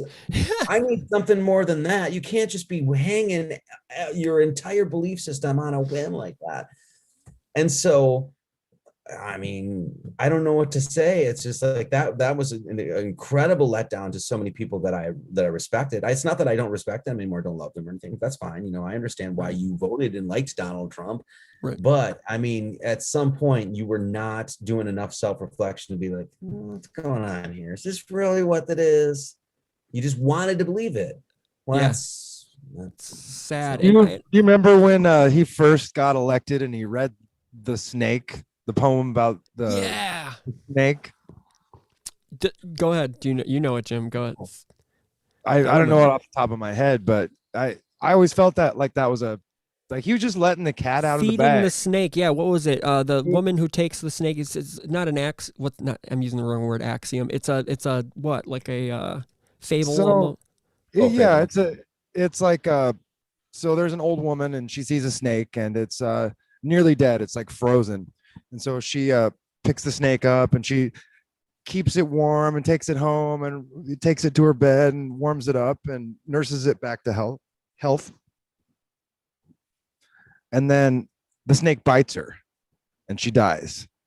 And she was like, as she's dying, she's like, what are you doing? Why did you bite me? I took care of you. I brought you in. You were nearly dead. And I warmed you up and I nursed you back to health. And you bite me. I'm going to die now. And the snake was like, look, bitch, I'm a snake. Well, that's like the same one as was it like the frog and the scorpion or something like that? Like scorpion goes up the frog, and he's like, I think something like that, right? And then he's like, oh, I need a ride across the river. And he's like, well, no, you're a scorpion. And the scorpion's like, well, I'm gonna be riding you, so if I kill you, I'm gonna die too. We're both gonna die, yeah. And then the frog's like, oh, good point. And then the scorpion gets on the back of the frog in the middle of it, gets stung. Like, what are you doing? Well, I'm a scorpion. That's what I do. Yep. So that's it. Oh man, this is a diet. No, I don't remember that at all. I mean, there was a point there that after all of that, I left Facebook and I basically completely turned most of it off as far as like paying attention to any of it. Yeah, I mean, Facebook is shameless self-promotion. I'm going to cut you off, but for me, like I tried deleting my account multiple times, literally, and they make it so difficult to do now. Like I couldn't remember the passwords, and they had like a two-factor, it was more than two-factor authorization to delete it. It was weird as hell. I've never seen anything like it. All you have to do is say something disparaging against grill grades, because they locked mine up tighter than this and that. I've done it, and I can't seem to get. I even tried to get a bunch of people to unfriend me by like praising Donald, just saying goofy, awful things, and no. Instead, I get in Facebook jail for calling Donald Trump white trash. No joke. Like I couldn't. Really? Yeah, it was. I said, oh, because Greg Bucefus, where he should be jumping on anytime soon. Yeah, he brought up a great point. He's like, well, my theory is, and this was a while ago, that Donald Trump is not the reason they hate him so much is because, and the left, they hate him so much because he isn't a quote unquote blue blood and wasn't like a Freemason, this, that, and the other. You know what I'm saying? Wasn't involved in a lot of that. I'm like, yeah, he's just a gangster, like a mobster, like a shitty crime boss from a Scorsese movie that gets killed off in the first 25 minutes for something stupid that he mouthed off about, right?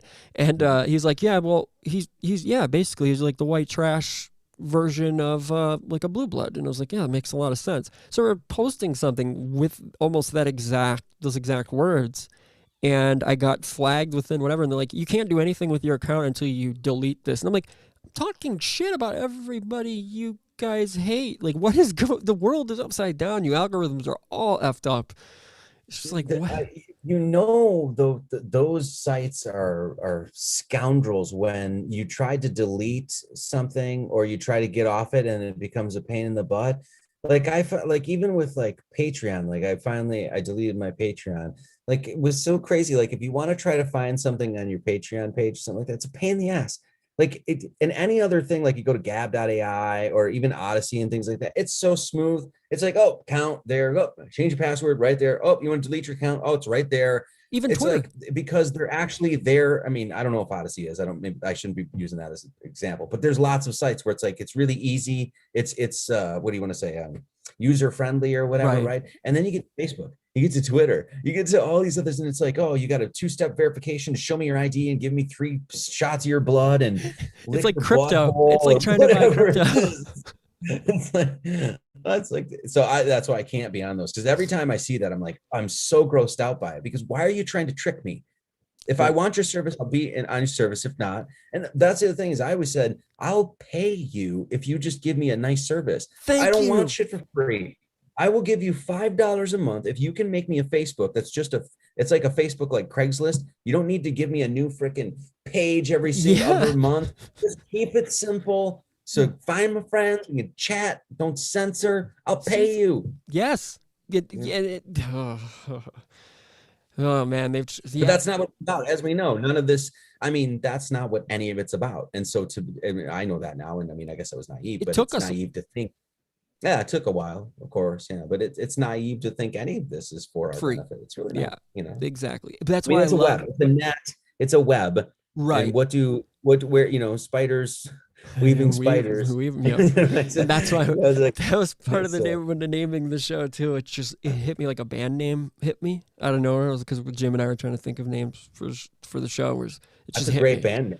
Yeah, that's a great band name. It would be, wouldn't it? It'd be a good band name. And I was like, well, this has to be it, because this is an FU to everything, because y'all think it's an FU to everything. You know what I mean? Like, yeah, well, if you're offended by this, then I don't want you to F off, you know what I mean, kind of thing. It's just, I don't know. This is one of the reasons, honestly, early on I decided to use 33. There you go.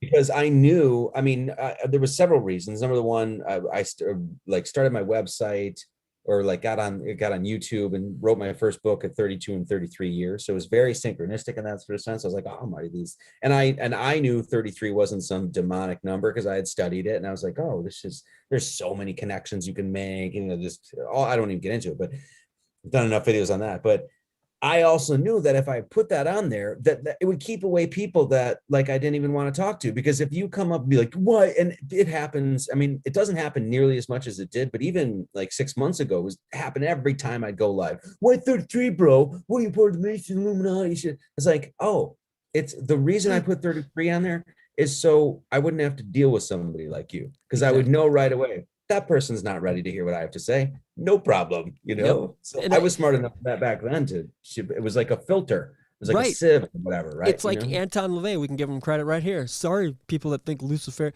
whatever. Anton LaVey, when he started Satanism, I don't know if you know this, but when he started, it was literally as a joke to piss Christians, because the closed-minded. Anton Levy, whatever. I mean, okay. Changed his name to LaVey because it sounded more. Okay, Anton Levy. There you go. It's hilarious. But anyway, we'll leave that one alone. But just so everybody knows, I literally know nothing about that. It's hilarious. Anton LaVey. I don't know about Satanic Verses is the Bible, church Satanic Bible. But check it out. It's hilarious. I literally know nothing about that. Get this. He started it to weed out people that were super closed-minded, like Billy Graham. Because Billy Graham was a plant. I don't know if you've done research on any of that, of how he came to be such a huge influence on all these evangelicals. It was against communism. He was like a hired gun, basically, and built up this huge thing. It's wild if you look back into that. It's crazy, and it's creepy, and it's all same John Birch, you know what I mean, society, think tank stuff. It's all far right, creepy. Well, I mean, they always go to places. I mean, I keep saying this, but they always go to places where you find light and distort those places. Exactly. So that's And I invert it. mean, they invert it. I mean, that's where. So that's why, and I say that about masonry. That's why you'll always see all this stuff about masonry. It's evil and blah blah blah, because that's where you're gonna. That's the first. It's the first thing they do. It's the guys over there. It's the guys down at the lodge. They're shaking the hands and wearing the weird stuff. They're the boogeymen, right? And so when it comes to like Christianity and like how powerful it actually is, the best way to distort that is to put a bunch of ridiculous preachers on television and have them all hold your hand up to the you'll be saying shit. Exactly. And of course, it's, and people will say it's all these crazy, stupid Christians. But you don't have to be Christian to find crazy, stupid people everywhere. Go to the queue. Go to Q. There you go. Find it there. Go over here. You're gonna find it here. It's like, so once again, they know what they're doing, and it's worked pretty damn well. Yeah, and I'm not saying LaVey wasn't a quote unquote agent, you know what I mean, kind of thing, or whatever, bought in, because he probably was. All the research does show that, but at the same time, he did weed out. If you were closed-minded enough to write it off because he said he had the Church of Satan, he didn't want to talk to you. So you basically, that was kind of how it all started, I guess. Granted, that was probably some social engineering experiment, because he does have connections, tons of them, but whatever. That's neither here nor there. It's funny that's the tactic that was used, and it's a great tactic, and I like it, and I'll pick it up and run with it. It doesn't, just because somebody else that I dislike or whatever has used it, or has done evil things, doesn't mean we can't take one page out of that book, like we were talking about earlier. You know what I'm saying? It doesn't. Well, I mean, this is the other thing too. It's like, you can learn a lot from evil people. You can, because then you get to see what they're doing. So you have to know your enemy, right? Yeah, know your enemy, and that's the thing. So I mean, I don't know how many people I've heard over the years that's like, I'm looking into this and this and this. Like, don't you know that's demonic? Okay, cool. I'm not demonic, so I'm not worried about shit. Right. I'm not gonna go sacrifice a goat to kill a child or freaking whatever. I'm not doing any of that, and I have no intention of doing that. So I, with my own confidence, can go into whatever and knowing, and I can hold my own. I mean, you're not going to influence me in that way. Sure. The idea that you would be so weak-minded as to go into something and just be like, well, I'll follow it. It's like, well, that's your problem. It has nothing to do with the book you're reading or who's behind it. Right. That's nothing to do, bro. You took it, and you took it and went. And it's like, no, One other funny thing though is like when I picked a new phone number for the first time in a while last October. I was like, well, none of these numbers are working for me, so I'll just make sure the first three have a 93 in it, and the last four have 3 6s, and we're good. Because I'll never forget. See, you know what I'm saying? Yeah. It's just like, but also that can get twisted a million different ways. So judge me however you want, anybody. But it's an inside joke for me. It's fun. It's funny, and if you know the roots of it, it's not. Yeah, Greg, we're live right now. But anyway, if you know, like 666, whatever, it has been inverted, flipped around. You know what I mean? These numbers. The Masons have a joke about this, and it's called riding the goat. Right. And so they literally, it's a joke. I mean, it's a euphemism for Satan worship down in the lodge. And it's a joke because they're not worshiping Satan down in the lodge, thing like that. But all the people that are outside it, they think they are. So what do? Well, they're smart enough. This is modern day Masonry, not so much. This is more like, 50 years ago, 70 years ago, 100 years ago. But they were all smart enough to know that, well, you're not going to change those people's minds. They already quote unquote know that they're all the devil worshipers down there. So what do? They have a laugh, like actual adults and gentlemen do. Right. It's like, well, I'm smart enough to know I'm not going to change your mind. So what am I going to do? Worry about it? No, I'm just going to have a laugh and make a joke about it. I mean, that's what I would do. I mean, you're showing in one sense what they're doing. You're doing it in your own life. Exactly. So, and the other thing that's funny too about it is, like you said, 50 years ago, whatever, I'll never forget my great uncle, rest in peace. He was a 33rd, literally, not just 32nd. He served under Patton. It's crazy. I know I don't know if he stormed the beaches, And but didn't he say that we fought the wrong enemy? there you go. Yep. There's that. But no, he was a 33rd. And I'll never forget my mom telling me about that when I was real young, and she was like, "Yeah, he's a Freemason." And I remember, what is that? And she's like, because the Masonic Hall here in Racine is pretty freaking big and elaborate and cool, right? Yeah. And it's got the temple. It's got the temple, the dome at the top too. It's crazy. And I remember driving by. I was like, "Is that where Uncle Warren goes?" And she's like, "Yep." I was like, "What are they doing there?" "It's all one secret, and they won't tell anybody, and this, that, and the other." And I was like, "Huh." And I remember, like, just being fascinated. But that for me, that planted a seed of not negativity, but just mystery, which I love. You know what I mean? That's exactly what it's there to do too. And right. And the people that are not sophisticated, they can't get that. It is. I'm sorry. It's just true. Yep. Because it's like, no, part of the reason that they have their secrets and they don't tell everybody is because they want you to be like, huh, what's going on in there? It's exactly what happened to me. And I'll even say, when I first looked into it, I mean, I was very naive at the time. And the first time I picked up a book, but I was like, my question was like, are these the Satan worshipers? Are these the guys that behind it? Let me find out. Then I went into it and I read the first book and I was like, I was floored. I was like, there's a whole bunch of information. I've never heard of all this stuff. It's extremely fascinating. I want to know more. And I was never, I don't know, because I'm from Wisconsin and I'm this little rebellious skateboard and freaking listening to Faith No More and Misfits and all that. New Tomahawk record came out, by the way. Sorry. I saw that, right? What's it? It's amazing. Is it good? It's amazing. I listened to it last night. Yeah. It's great. Okay. It's great. Yeah. I mean, Mike Patton. Midgas is so. Oh, dude, he's insane, but Midgas, dude. Yeah, I don't know. Anyway, Rape this day. Let's go. All right. Sorry. Shit. You jumped into it from Wisconsin. You're from Wisconsin, skateboarding kid, punk rock, listen to whatever. I never because I was sort of just like independent or whatever. I was like, I'm not joining any club or lodge or anything. I'm not doing any of that shit. That was it. Same here. I had enough. I was curious enough and things like that, but I was just kind of like, I don't really wear. What's in the water here, Marty? Because I'm the exact same way. We never communicated till like last week, actually, and it's like, holy shit, yeah, there's way too, because that's exactly how it is with me. Like, I hate labels.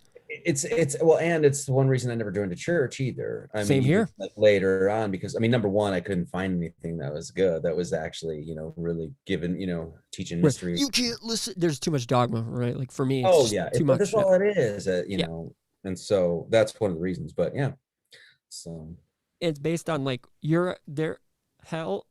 The interpretation of hell, it seems from almost all perspectives, is just Dante's.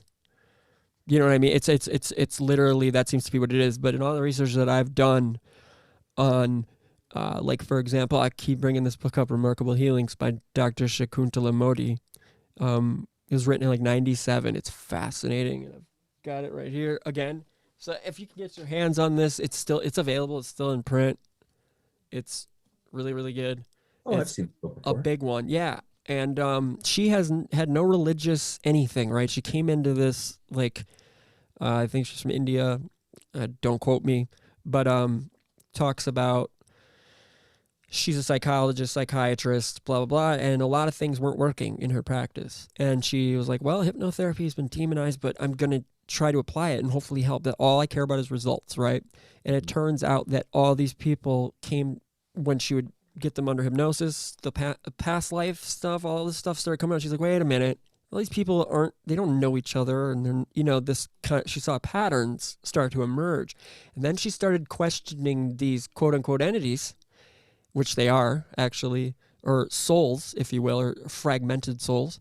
And they all seem to speak of hell as if it is literally like cold and dark and not hot, hell, it's dark and hell is hot. That stupid DMX record. I always think of that. Well, yeah, it's dark, but it's cold as well. Like you turn your back to it or something like that. There's That's actually, there's accounts in here of souls saying that if you turn your back to it, to the darkness or whatever their interpretation of hell was, I'm actually speaking of the people under hypnosis when they're speaking about this.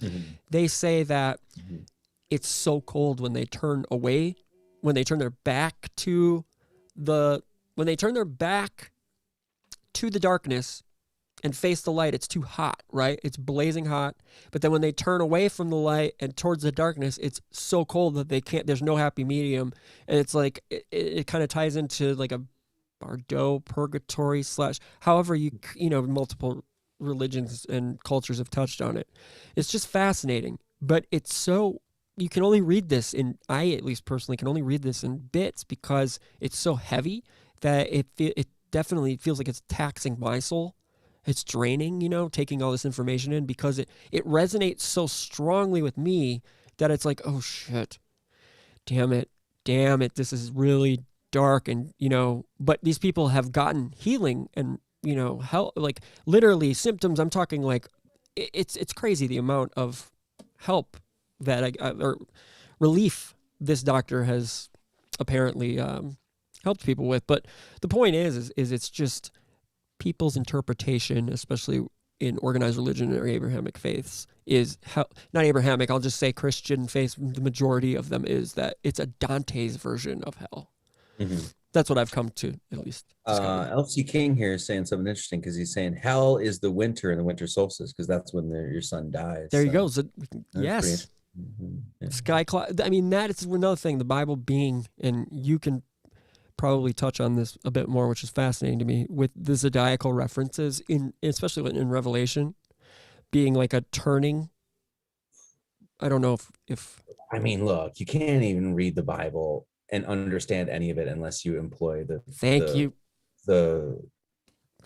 just say the mystical sciences or alchemy, because alchemy kind of just gives an umbrella term to all the mystical science. That includes Kabbalah, Gematria, symbolism, psychology, philosophy, eschatology, blah, blah, blah, astrotheology, obviously. I don't know how you could possibly even get, and I didn't for many, many years, understand anything in that until you employ these sacred sciences and actually understand them. At least enough to, navigate anyway. It's not like I'm an expert in all that stuff. I'm not. But, and so that's why when I see people that just like, I have all this sort of faith and, all the belief in this sort of stuff, I'm like, well, do you even know what you're reading? I mean, this sounds cocky or something, but I'm like, I know you don't. Right. Like I got no problem saying that to people. And I'm not saying that because I'm smarty pants and I do and you don't. I'm saying I want to help you. I would like to assist you in helping you understand your own faith because brilliant. It's brilliant. This book is brilliant.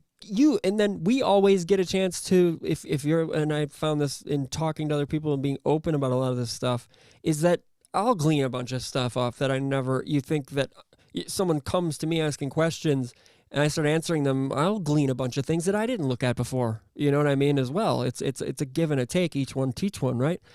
I love it's a Wu-Tang thing. I mean, you know what I mean? But penny take a penny.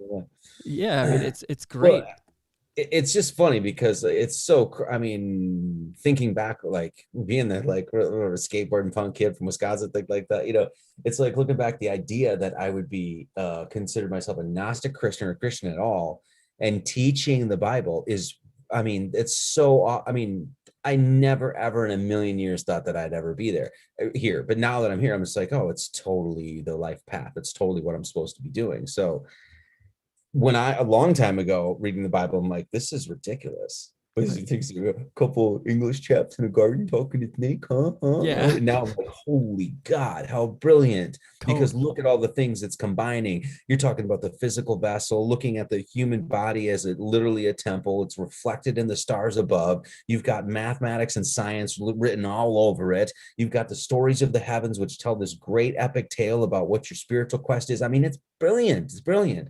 And so it's crazy life where it takes you, it is. It's just so. It's beautiful, and I know exactly what you mean because I just can't do the label thing. I just can't do it because I guess being forced into it made me just really kick and scream. You know what I mean? Just like I've tried, and this is just not like y'all are taking this way too literal. Like maybe be open to if you don't tell me I can't go listen to for like Minor Threat or some punk rock. I'm gonna go to hell because I like Slayer. Like what are you? What? I have to throw all of these records, like all these CDs away if I'm gonna. That is literally the shit that they try to shove down my throat. The only fun things I guess that I took away from it was like those backwards masking books, which I'm sorry, David John Oates, that guy with the reverse speech shit. I just can't. It's too reminiscent of that BS backwards masking thing. He's an Australian cat. I don't know if you're familiar with him, but he's always doing seminars saying that they're unconsciously, which there may be a grain of truth to it. I don't know, but it just, because these evangelicals took the backwards masking thing, like playing the records backwards, that like on Black Sabbath, the Black Sabbath. Oh yeah.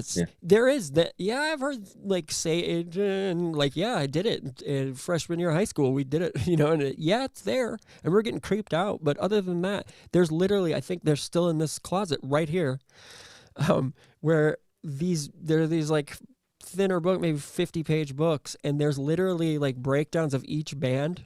Like, and this is from the mid 80s, so it's like got Dr. Hook, Kiss, Dr. John. It's got all these, anything that's pop music is in there, or hard rock, and it's just, KISS stands for Knights in Satan's Service. I'm like, what are you guys are really doing some mental gymnastics here to make something out of nothing, all at the same time. Kiss is just a shitty band. Yeah, that's all. Right. They had a couple decent songs, but like what? Detroit Rock City. I'm just kidding. Detroit Rock City's all right, like there's a couple songs. Other than that, I don't want to hear Beth. Like, ugh. But anyway, that's just me. But wanna rock and roll all night. Yeah, I can't stand Gene Simmons. He's a he's a scumbag. But that's he's total scum. Yeah, he's a creep. Total creep, dude. Ugh. But that's so it's interesting because all not that like those bands were even like satanic or anything like that, or what that is their goal or anything like that, but obviously the music industry and feeding all this stuff to children was for degeneracy. Yes. I mean, I look back at it now and I'm like, clearly, but I will also say this: music has been so unbelievably liberating. It's been such a teaching tool. It's been a creative outlet for me, and I would say that my creative I mean, it's my creative outlet was directly paralleled or what am I trying to say here? Being creative helped my spiritual side. Thank you. Saying. And so that meant writing. That meant playing in bands, writing music, trying to get to the core of who I was and what I actually wanted to say. And also there was a time where when I first started, I wrote a lot of songs, and they were very fluid. It came out of me. And then there was a period where I was like, I couldn't write a song for years, and I struggled with that. And I was trying to figure out what the hell, why was I writing all these songs that were just coming out and they were good, they were at least decent, and now I can't write a chorus to save my life, and then years and years later, I actually kind of got over that hump. And then I realized it was like, no, it was me. It's a block. It was like I had to figure out who I was and what it was I wanted to say, and have the confidence to say those things. And that was directly reflected in my spiritual growth.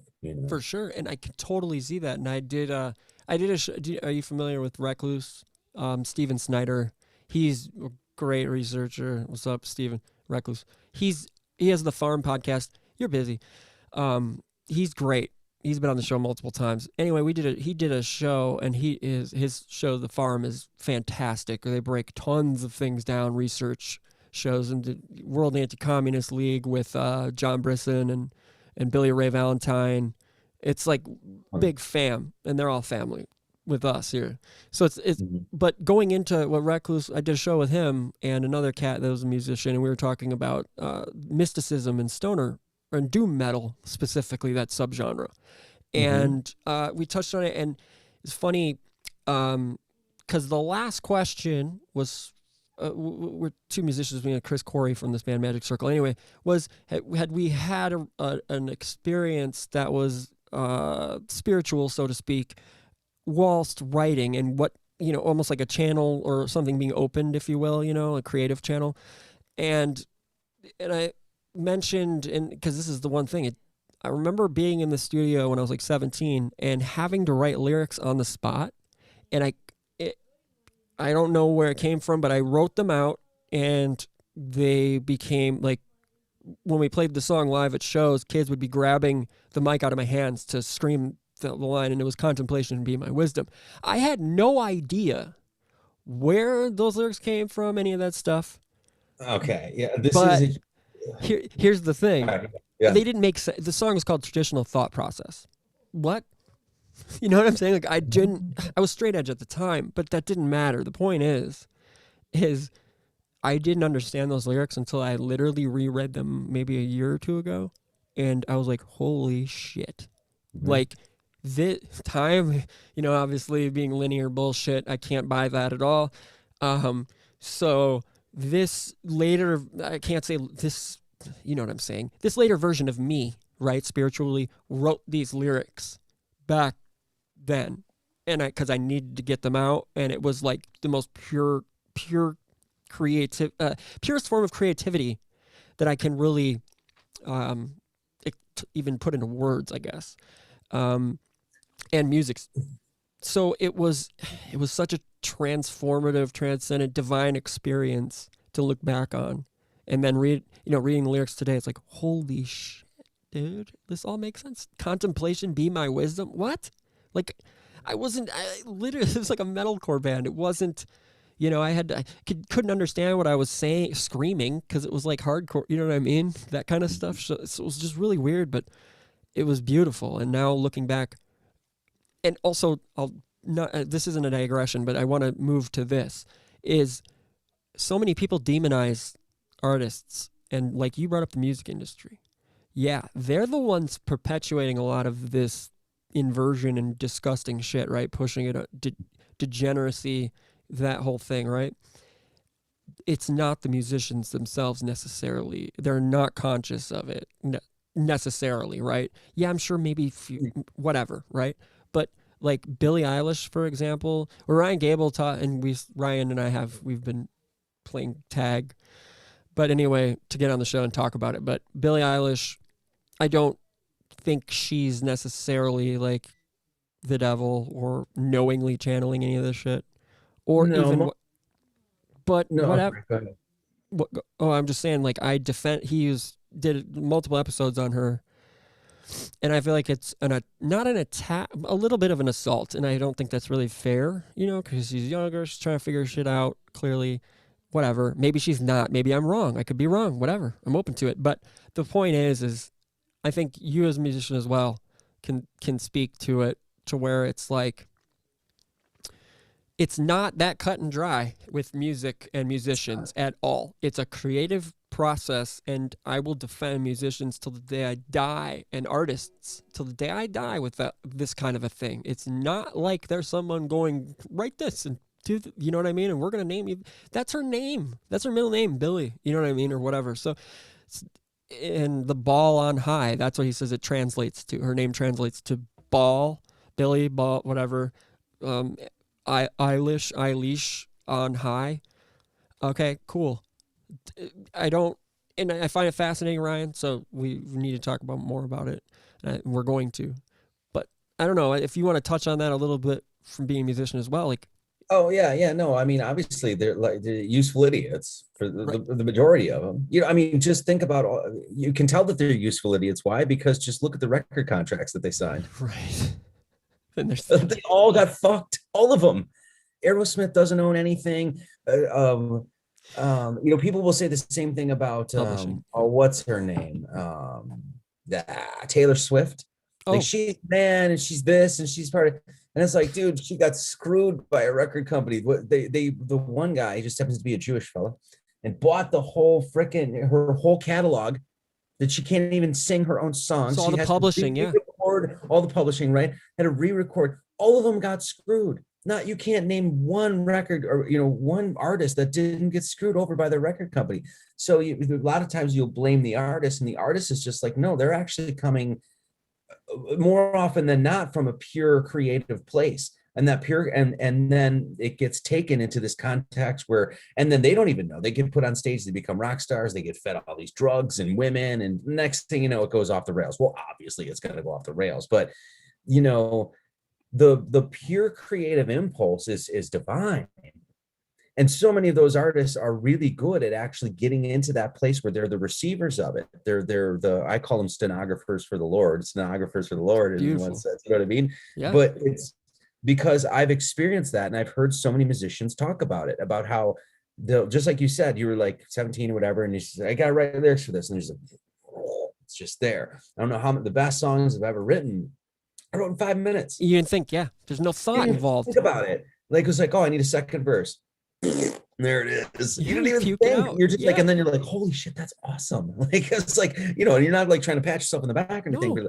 And if you have humility, which I think a lot of the truly best musicians that have lasted over the years do, I've heard so many, like I've heard John Frusciante talk about this. I've heard, I think Clapton said something like this, that you don't even really are writing it. You're just, you're in a position to sort of receive the riff or the idea or the next chorus or the bridge, and then it just kind of comes out, and you're there more to be a conduit than you are to be like, I'm dictating this, you know. And I can tell the songs that I've written that I've I've worked hard on, and this is a good song here, and this one rocks over here, but then there's the ones that are and not even, I know there's forced, but then there's also like you work on a project and it's good, but then there's the songs that it's something else, and it's truly something else, because it's just like whoa, kind of just receiving this. It's like, well, I didn't plan on hitting the B flat there, but that was the right chord, and I didn't think about it. Next thing you know, this song is done. And musicians talk about that shit all the time. Yeah. That to me is something divine. That's that's the pure. It's pure. It's absolute, and I feel like that's the best descriptive I can give it. Jim, I got a question, because Jim's an artist, and from a creative standpoint, Jim, tell Marty what you do, because he doesn't. I don't think he has an idea. It's awesome. Okay, let's see. I mold artwork. So I have a shop. So where I work for my job full time is I make molds of original artwork. And then I make wax patterns from the molds and they're like foundry ready wax patterns. So it involves like making a hollow chocolate bunny out of wax. Mm-hmm. Yeah. I actually worked at sorry, let me stop you. I worked at a place in Colorado, and it was called Michael Ricker's Pewter. And he did that with pewter, where he would make the molds and then he would sell pewter statues and make a limited number of them. And so, yeah, I know what you're talking about. Yeah. Very cool. Yeah. That's what. It wasn't cool. What he was doing was not cool. He was just a cokehead. But what you're doing, I'm sure, is very cool. So anyway, he was making chintzy ass art. So anyway, but go ahead. And then I started a business a couple years, like last year. It's a metal shop.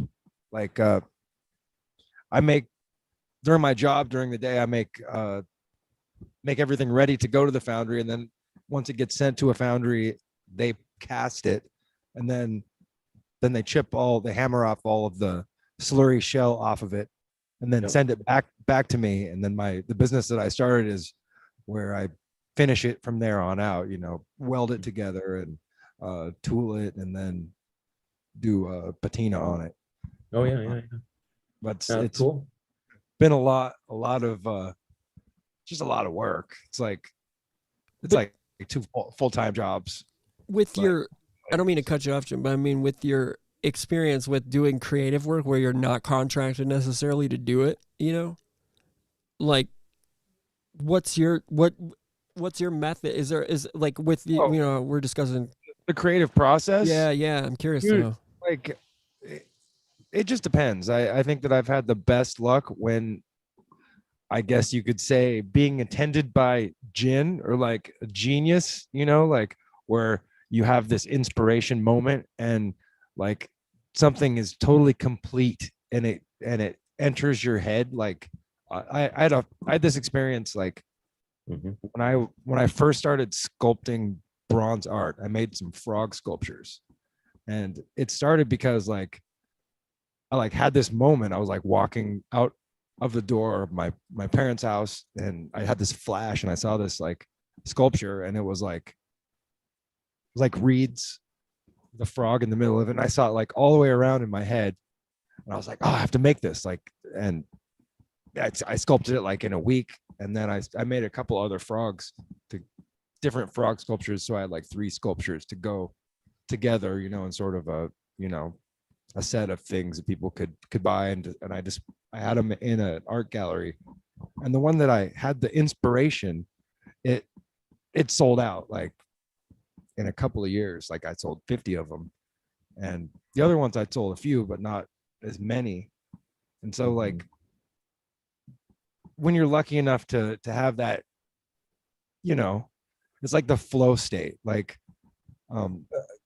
Yeah, can I say something there? Because you were just Yeah. what you just said is like you received this image of this frog and all this other stuff, and it was like fully formed, right?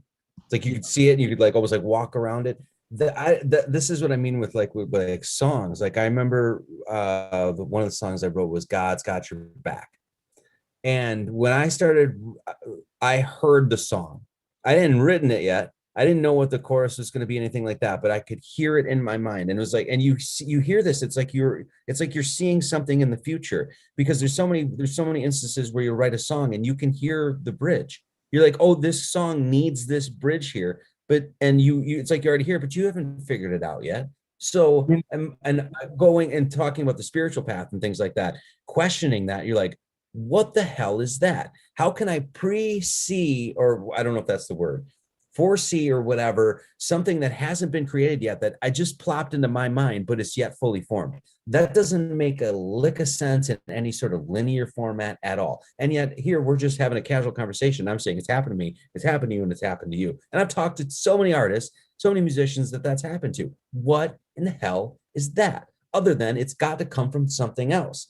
And so that's why I totally agree with you in this idea that it's like it's so easy to demonize musicians, and yet a lot of musicians are probably in there and they're in, you know, they're spelunking for, you know, nuggets of gold, man, and yet they're they're Satanists or something, right?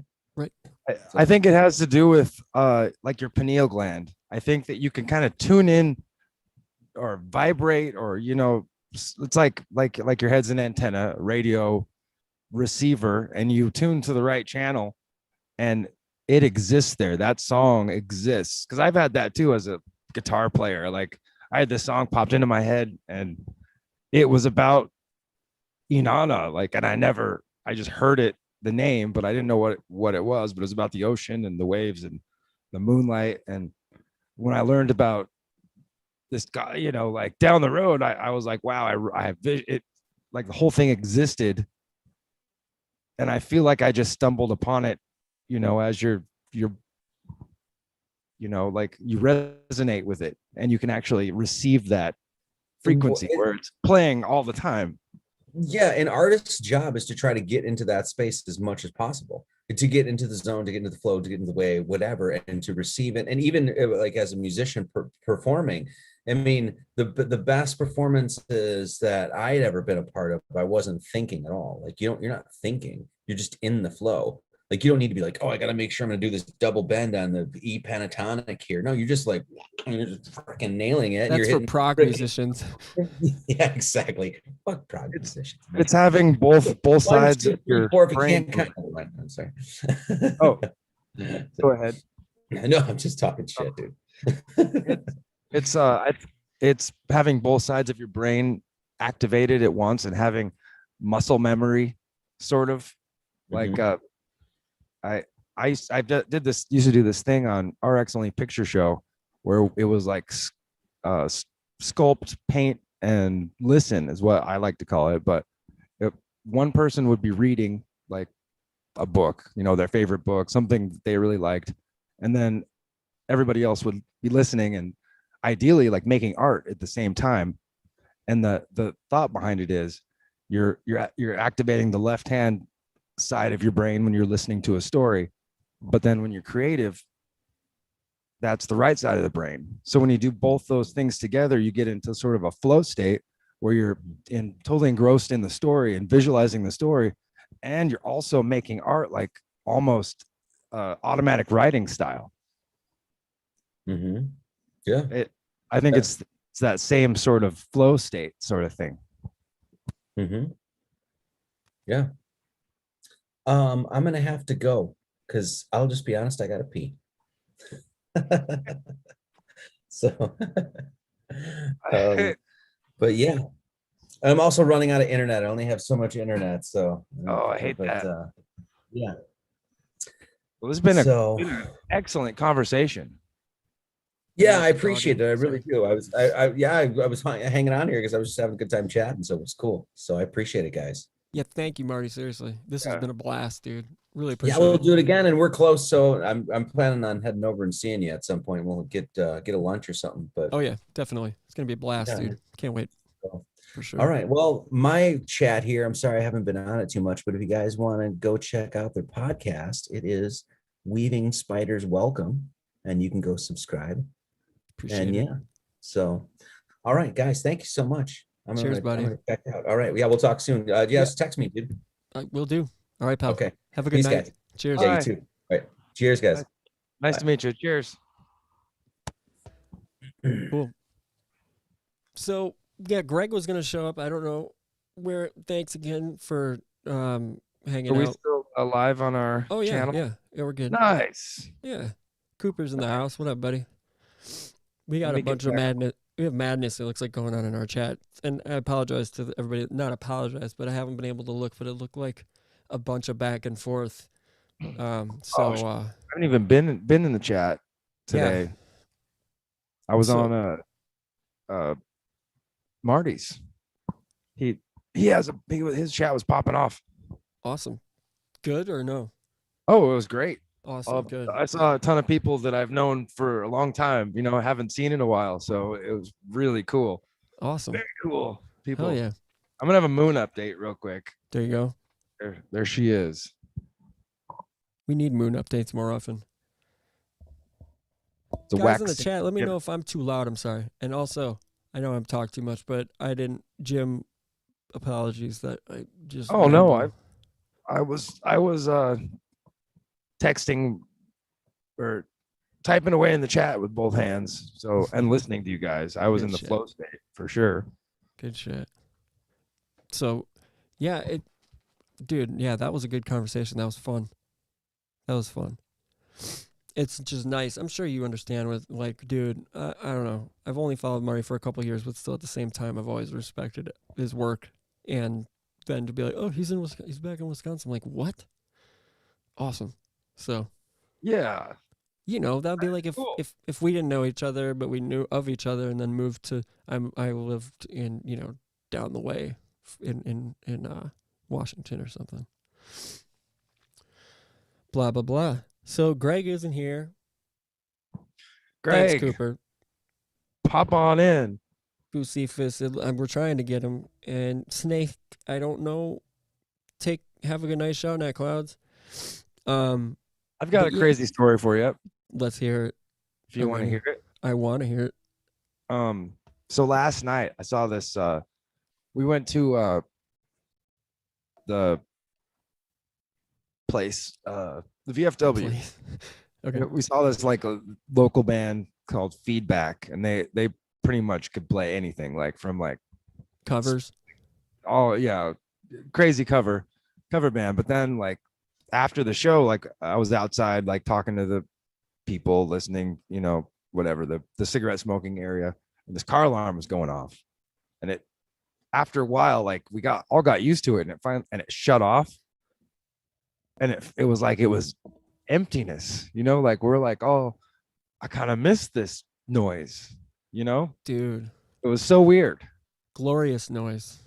And then it started back up again, so we're like, sweet, nice. Even if it's like not what you're, you know what I mean? Like you didn't go out of your way to go to a show, you know what I'm saying? But it's got to be with no live music, especially like, yeah, I can only imagine it's just got to spark that within your soul. I can't put words together properly. Oh, to be out and watching music or just hearing live music in Yeah, general. it was very cool. We've been deprived, and I can't, like I've said before, I can't believe there haven't been gorilla shows. Like that used to be a punk rock thing, or it used to just be a thing. And then also, sorry, I don't mean to talk about Facebook, but dude, I logged in for the first time in a long time today, and dude, I'm Like is social distancing punk rock? Is that punk rock? thank you. It's dude, I am not. Okay, I really want to. It's not even about punk rock. It's just like what is going on anymore because it said, and I don't know if I believe it. I can't tell if this was necessarily like tongue in cheek or serious. But well, now I can actually kiss you now that you got the vaccine. What? But I'm pretty sure that was a joke, obviously. But still, the fact that people are taking selfies, and I think y'all know who you are, and I don't give a shit. I'm not necessarily talking shit, but I am because like, what are you doing? Like, you don't know what that is. Nobody knows. You're injecting nanotech into your body. Like, if I have to get a vaccine, you know what I'm saying? Like, if this is what it comes down to, I know I'm not getting the Johnson & Johnson one. Isn't an mRNA vaccine from all the research I've done. So look, I rather have. If I'm forced to do it, it's going to be that. And I've also heard that there's aborted fetal tissue in that. Well, I have news for you. It's gross and sucks. But guess what? It's not necessarily aborted fetal tissue. And they've been using the same tissue to do tests on. And it's, I can't, Mae West, I think her name is. It's Famous. isn't it cloned? No. Cloned fetal tissue? No. It's from this one person who had an abortion a long time ago. Years and years and years and years and years, right? Mae West is her name. I'm not kidding. She's a black lady. She's contributed. Cloned aborted fetal tissue? No, I don't know. Maybe. Yeah. There you go. Whatever. Either way, the point is this. They've been using that same specimen, so they're not cloning a bunch of it, like multiples here. They've just used this one specific fetal tissue and cloned it multiple times. I wonder if that was the first human to be copyrighted, their DNA. It could be. It could very well be. Mae West. You should look it up. I'm pretty sure she's an African American black, whatever. I don't know if she's from Africa, so I'll call her black. Mae West. I'm pretty sure that's the name. It's fascinating. But the thing is and John Brisson, I know you've done a ton of research on it, and that's Mae West is a movie star. No, it's a different Mae West. I'm pretty sure it's black. No, I don't think. African. I don't think it's that Mae West. I think there's another Mae West. Either that or I'm wrong. It's that different name then. Mae Brussel. Mae West. Tawdry Knickers. Okay, I'm sorry. It's Mae Brussel, maybe. I feel like that's right. I'll look it up too. Mae Brussel. But yeah, John Brisson mentioned that it had the Johnson & Johnson vaccine did have aborted fetal tissue in it. But I mean, like, there's a lot of things that have. There's so much that maybe I'm wrong here too. Yeah, I'm probably wrong here. Let's see. Oh, conspiracy theorist. So it probably wasn't her. Jeez, I'm all over the place. Okay, I'm gonna find out. So, fetal tissue or vaccination. Fetal tissue. We'll see what I know I should probably just Google this and share my screen. But I'm probably not going to get anything proper off of Google here. Okay, so you know who brought it up where I heard this? And I looked, I don't have my history, my search history with me here, and I'm not going to look for it. But anyway, Clyde Lewis brought it up.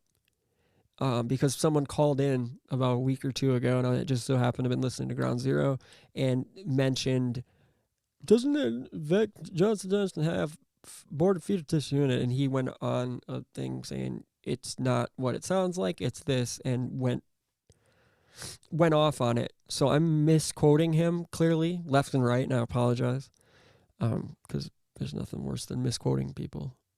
It's pretty messed up in my opinion. But anyway. Misquoting people? Yes. I'll try Yeah, to stop. I paraphrase. I'm a pretty good paraphraser. I guess. You're right. So One, two phrases. clearly, I paraphrased way wrong there too. So I'm violating all kinds of personal convictions, I guess. Oh man. So what did I meant to ask you? What did you haven't had that busy of a week this week, or I know you've had a busy week, but I was just gonna say. Well, no, I took a That's week what I off thought. work, That's why. but I was building fences and things. Building it up. Yeah, getting my goat pens all put together. I finally moved my baby goats outside. So wait, so now they don't have the luxury of the 72-inch flat screens all over. Dude, Yeah, they used to be penned in with some old TVs because I salvaged plasmas, baby. a couple big TVs because I was going to take the lenses out of them, and then they were like the perfect size for a goat pen when I first got these babies because they were too little. They were like 3 days old, and then their mom died, and I had to bottle feed them. I mean, I'm still feeding them with a bottle, but they're about ready to wean themselves, I think. They getting independent, huh? Yeah, they're getting independent. I moved them outside and built them a nice pen, and yeah, they are pretty sweet little animals though. They are. They're super cute. I meant to ask you how. All right, so I see. You know, we have, since we're iPhone users here. Represent iMessage. But anyway, we what was it? In our chat, in our group chat or whatever, I think it was. Oh, not in our group chat. What am I talking about? Oh yeah, weather. I always see your weather when I look at my weather, when I look at the things, because we just have it. I have it set up that way so I can see what time it is where y'all are at, and because we're all over the country, a lot of us. And the weather, and I always see it. And I'm curious to know what, like, goats can stay out all year round, or how does that work? I think that if you leave them outside, then they get accustomed to the weather as it gets cold. It's like and so they cats. put on a coat. But like if you like start putting coats on them or something, then their fur doesn't grow in as thick because they're used to like having a coat on or whatever. Right. So then you'd have to keep them coated up. But I've got a it's like a tool shed that I turned into the goat shed, I guess. It's the goat house, and a couple of heat lamps, and it gets really warm in there. I mean, right now it's not, it gets kind of cold at night, but it's toasty in there for them. And So how warm do you keep it? I'm just curious. I don't know that I was gonna do the show from in there, but I was sitting in there kind of checking the setups, and the lamps got too hot. I bet it's like 81 degrees maybe. Dang, that's hot. During the day just because of the sun. But yeah, I guess we'll just take it as it goes. I mean, it gets really cold here in the winter, so Yeah, I've noticed y'all don't have. Yeah, it feels we're almost in the same parallel. I feel like. not Close. super bad. But I mean, the chickens do fine. They like to have a light. Like I It's don't have 11:11. a It's 11:11. yeah. Oh, it's Sorry. 11:11. It's 9:11. 9:11 here. Yeah. 9:11. Didn't mean to 11:11. interrupt you. I'm sorry. They have a light in there. So it's like a it's got a roof on it, is what you're telling me, and everything. Yeah, it's like Yeah. a Sears tool shed, like a Oh, okay. I know exactly. tin tool shed. It's Yep. it's like probably like 12 feet by 12 feet. Got it. Okay. I worked at Sears. That was like one of my first jobs, selling electronics on commission. Nice. Electronics and Sears. Electronics at Sears, dude. That was a weird job. That was fun. It was fun. In the mall, in a Regency Mall, which there's a giant vaccination site now. Literally. Fun. That We can sucks. go get selfies over there. With the vaccination, they tore down our Sears in this town. They They had did. They had like one big sale and then they tore it down. Yeah. Weird. They didn't like redo it because they've here. I'm not kidding. I gotta say this. So, do you have Culver's there? No Culver's. Do you know what Culver's is? I'm thinking like a department store or something. That's fat. It's like really quality fast food. Oh, Not fast food. Yeah, it's literally. I remember moving out when I moved to Texas. There was a random Culver's in one of the in Red Rock North suburbs. I found it out of nowhere. I'm like, what? It's a Wisconsin, like famous for Wisconsin butter burgers. Like it's everything's made to order. The line there is always a mile long. They might be all over the Midwest. I don't know by now. I'm sure they are. But anyway, the point is the lines are always a mile long whenever you go. They have custard and stuff like that as well. So, nice. well, it's built where in front of like the old Kmart, and it used to be, it's just like a strip mall, right? A big strip mall, and there's a giant Home Depot, and that's still open, but every single other place, it's a big, huge strip mall, right? Everything's abandoned except the Home Depot. Everything. I mean, we're talking massive, this building, and I can't believe they haven't torn it down. Like it doesn't make sense. What do you do? What are they doing? And the old Kmart before that one moved here is still abandoned, or not abandoned. It's actually being used as a Rogan Shoes warehouse or whatever. But Rogan Shoes is like one of the only not what's the word, like chain, shoe stores left, I think, in the at least here in the Midwest. So, yeah.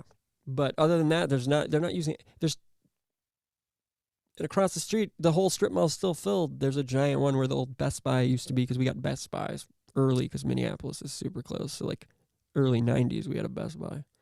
It's TJ Maxx now. We had like this weird thing that happened like maybe 3 years ago or something like that, where we used to have like a ton of fast food restaurants, and like there's like two McDonald's or three McDonald's, and like there's two Wendy's. McDonald's, two, all that stuff. And like they all shut down like everything at this end of town, then they left like one store open. Like, Yeah. the weird like retail also like Vamoose, like The everybody commercial, yeah. like right before all this other stuff happened, Yeah. COVIDs. the beer sickness. COVIDs. Yeah. COVID. Yeah. It's weird. It is weird. There's like, an exodus or something, but I witnessed that in the town I lived in Alabama. Everything, it was Anniston, Alabama. Everything moved to this little town called like a township called Oxford, which was just over the hill kind of thing. It was like the end of the Smoky Mountains and the rolling hills there. But it was like really weird. I was like, what happened over here? Everything's like gone or torn down or abandoned. And Main Street is still Main Street. It's got that country western vibe. But blah, blah, blah. Here, that's what happened on the north side of Racine. It's like nothing is left on the north side. There's only one grocery store or two. There's no fast food. It's just gone. Yeah, it's crazy. I think that they knew about a sort of economic, whether it was forecasting or whatever, and they're like, we better trim the fat because we're not going to be making a lot of money. But fast food though is everywhere here. It's literally the line, clearly for reasons we all know, but all the lines are a mile long. There's no sit down restaurants left. They're left. Like Denny's is open. I drive by there and it's still, I don't know how. We got a ton of the restaurants were open, and then I was like when I found out like around here when everything closed, and then Mexican food restaurant opened, and they made it like they were selling margaritas, so you get a margarita to go, with the cup. Nice. Like, well, what the hell? And they're like, well, we can't like sell you to go, but we'll give you a cup of margarita mix with the airplane bottles taped to the side of it. Nice. Like, oh, well, I guess we'll just pour it in here, drive it home. But oh man, even we can't get away with that here in Wisconsin, and we're like the notorious drunkenest state on the planet. I think of any concentration of humans, we literally are. The top 20 cities in the country are like 12 of them. 12 of them are Wisconsin. 14, literally something like that. probably a lot of Northwest, big Midwestern states. Do you know what it is? Montana, probably, or something. What? Uh, I think like I was in Butte, The Montana. drunkest, you mean? Butte, no, not Butte. I was in Jackson Hole, Wyoming. Oh, And it's a rich area. they allowed you to have open container in Wyoming, I guess. Like That's we went to pretty visit sweet. some friends and like picked us up at the airport and gave us, it's like, here's a beer. We're like, what? It's like, yeah, you can have a beer in the car. We're like, How long ago was that? "Whoa." How long ago was that? Oh crap, that was a long time ago. Probably Yeah, it's 20 years ago or something. they 15. can't. That's when you go and smoke on airplane. There's still 20 ashtrays in years ago, airplanes. Yeah. We had to like we stopped for like probably half an hour, like right after we like landed. Like it's like a big box canyon, so the airplane has to like do a whole bunch of circles to get low enough to land. Once you go over the Oh, I see what you're T-zone. saying. Yep. I know what you're talking about. And we like go to the airport and we're like, oh man, we're gonna have to wait. And I was like, what? And he's like, a moose. There was like a moose standing in the middle of the road. The thing is like 14 feet high at like the top of his head. And you're like, whoa. And then he's got these horns and he's like, they're like, why don't you just drive by? And he's like, no, we're not gonna drive by. And I was like, why not? And then like somebody behind us was like, well, why are we stopping? And he like pulls his car out and like tries to go around the moose. And the moose like barrels down and charges, smashes his car, and he's like, that's why. And I was like, whoa. Do you know? Oh my God, you know about And we like backed up and went all the way around town to get to like where we were going. You know about Estes Park, right? How that happens every year. Oh, Um, what happened? in Rocky? Well, have you ever? Do you know? You know where Estes Park is in Rocky Mountain National Park, right? No. Okay. Well, it's awesome. It's one of the coolest cities, towns, or whatever in the middle of like Rocky Mountain National Park. It's where The Shining, that Stanley Hotel is there. Okay. So I visited Colorado every year for 4 years in a row. My best friend moved out there when I was a kid. Anyway, point is I'd fly out there every summer for my birthday and stay for like a couple weeks to a month. Anyway, we would go every year to Rocky Mountain National Park, and it was beautiful. But Estes Park, we always stop there and hang out for a day or whatever. And every year, apparently around whenever it's like mating season, I think they all the moose come out. It could be elk, I could be wrong, moose, elk, whatever. They come out and they literally take over the city. And I think I got to show it on YouTube if you guys haven't seen it. Awesome. Yeah, it's please show it. It's too hilarious. And then we'll sign off with that. So check this out. So let me get a new window open. But yeah, they take over the city and they literally charge at people. And the people that live in this, like in Estes Park, know and they're used to it, kind of thing. They're so scary. Dude. So scary. We climbed up the hill behind my friend's house, up the Tetons, and we went camping at the very top. Well, we ate mushrooms once we got up there. Nice. We were like, there's a flat spot. Let's camp here. And we didn't realize that it was like where they bed down. The moose were bedding down there. And like the night before, and my friend was like, yeah, I noticed that it was all the grass was pushed down, but like I was thinking they're not gonna bed down here 2 nights in a row. I was like, what are you talking about? He's like, the moose. And we were like, oh crap, the moose. And they came back like in the middle of the night. They came walking up and they made all these noises, and we were like, we're like getting big and banging our chests and screaming and yelling at them and throwing rocks. Dude. Okay, here we go. Hold on. Terrifying. Here we go. Here we go. Let's see. All right, so here is the elk of Estes Park. Take over. All right.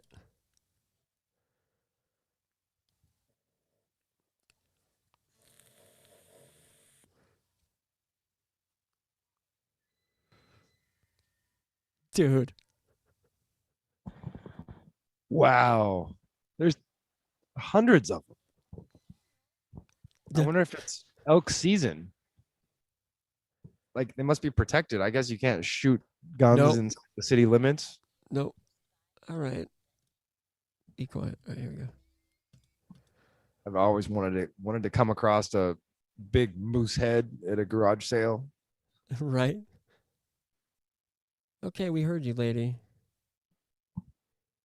Elk.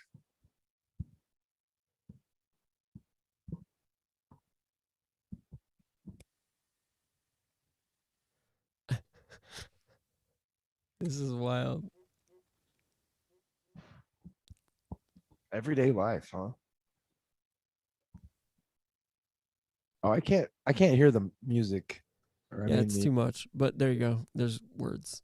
So, dude, roads are even downtown. Ki- That's crazy. They're just walking around among the houses. I know it's like the neighborhoods are just it. And I wonder if, I guess it probably happened every year, even before they built the town there, huh? Yep. Like it's part of their migration trail. You see that? They were imported. They imported them? Yeah. Look. Oh, weird. On what's it called? Let's see. Look at that. While prominent in the area. Go ahead. While prominent in the area. Today, elk were, I'm not reading fast enough, only to be reintroduced in 1913 and again in 1915. Yellowstone elk were transported in a Stanley steamer mountain wagon. A steam engine, huh? Cleaning carpets too. Well, they put Maybe them out not to a- work. Is that a steam powered truck? No. That's interesting. I don't. Yeah, that was weird. Dude, Check that out. but I mean, what are you doing? They imported them, and then what are they? They can't even barely. That makes sense then. So they don't know what to do, and they just So why were they importing them? That's a good question. They get hunted to death? Hold on, let's go back. Sorry, that is really weird.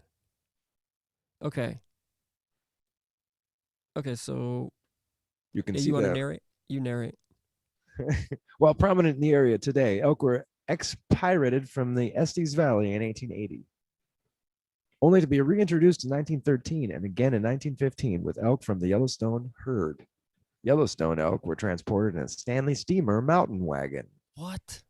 So they were driven out, and then someone got pissed in 1913 and 1915 and decided, nope, import them back. Expirated? Expire. Yeah, I think that's the word. I've never heard that word. I think so. Expirated. That's an interesting word.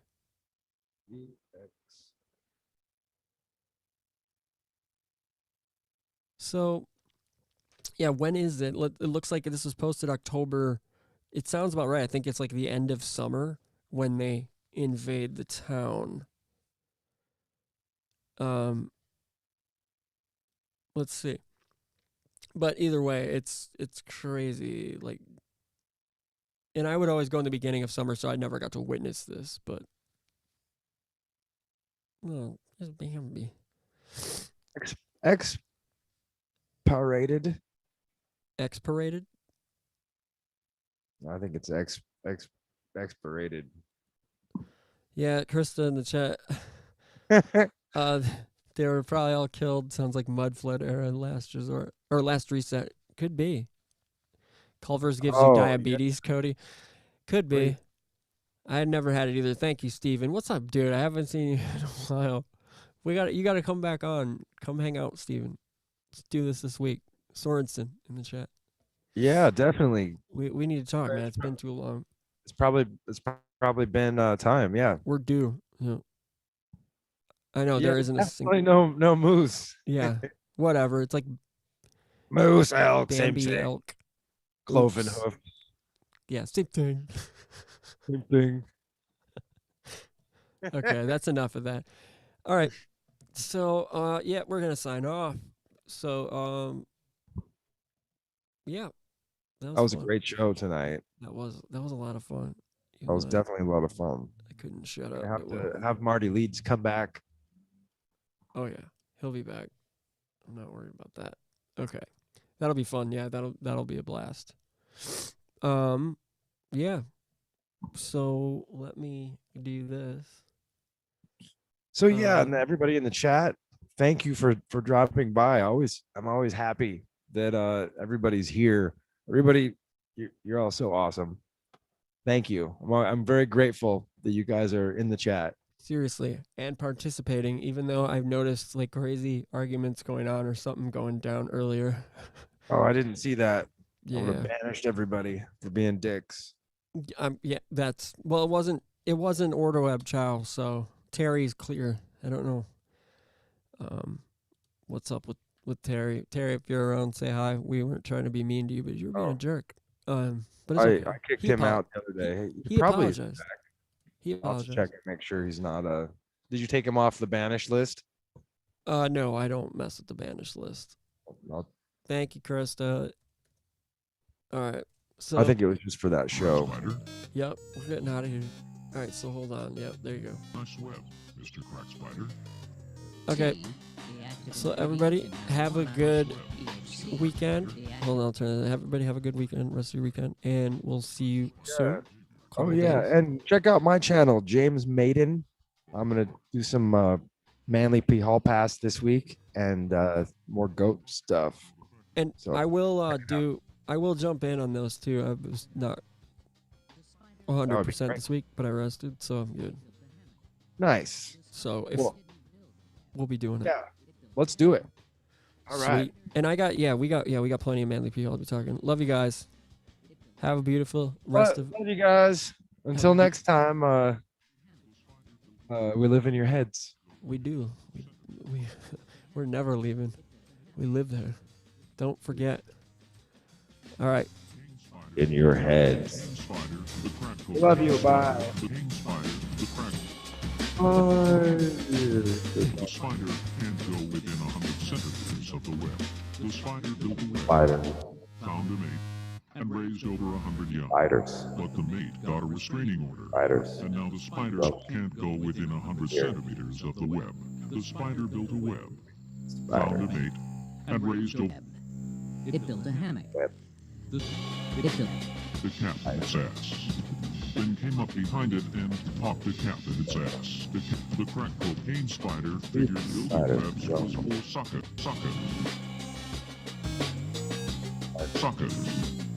Waited, the captain's spider was exhausted and came up behind it and popped the captain its ass. The captain its ass. Then came up behind it and popped the captain its ass. The captain its ass. Then came up behind it until the captain spider was exhausted. The crack cocaine spider figured building webs. The crack cocaine spider figured building webs was for suckers.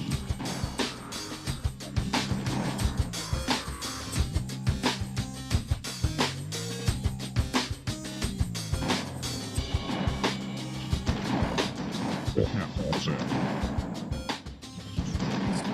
Mr. Crack Spider. the marijuana spider When had winter no came, place to live. the marijuana It ended up right in the crack. It ended up right in the crack. As the crack When winter spider came, the marijuana spider had no place to live. It ended up in the crack web as the crack spider's bitch.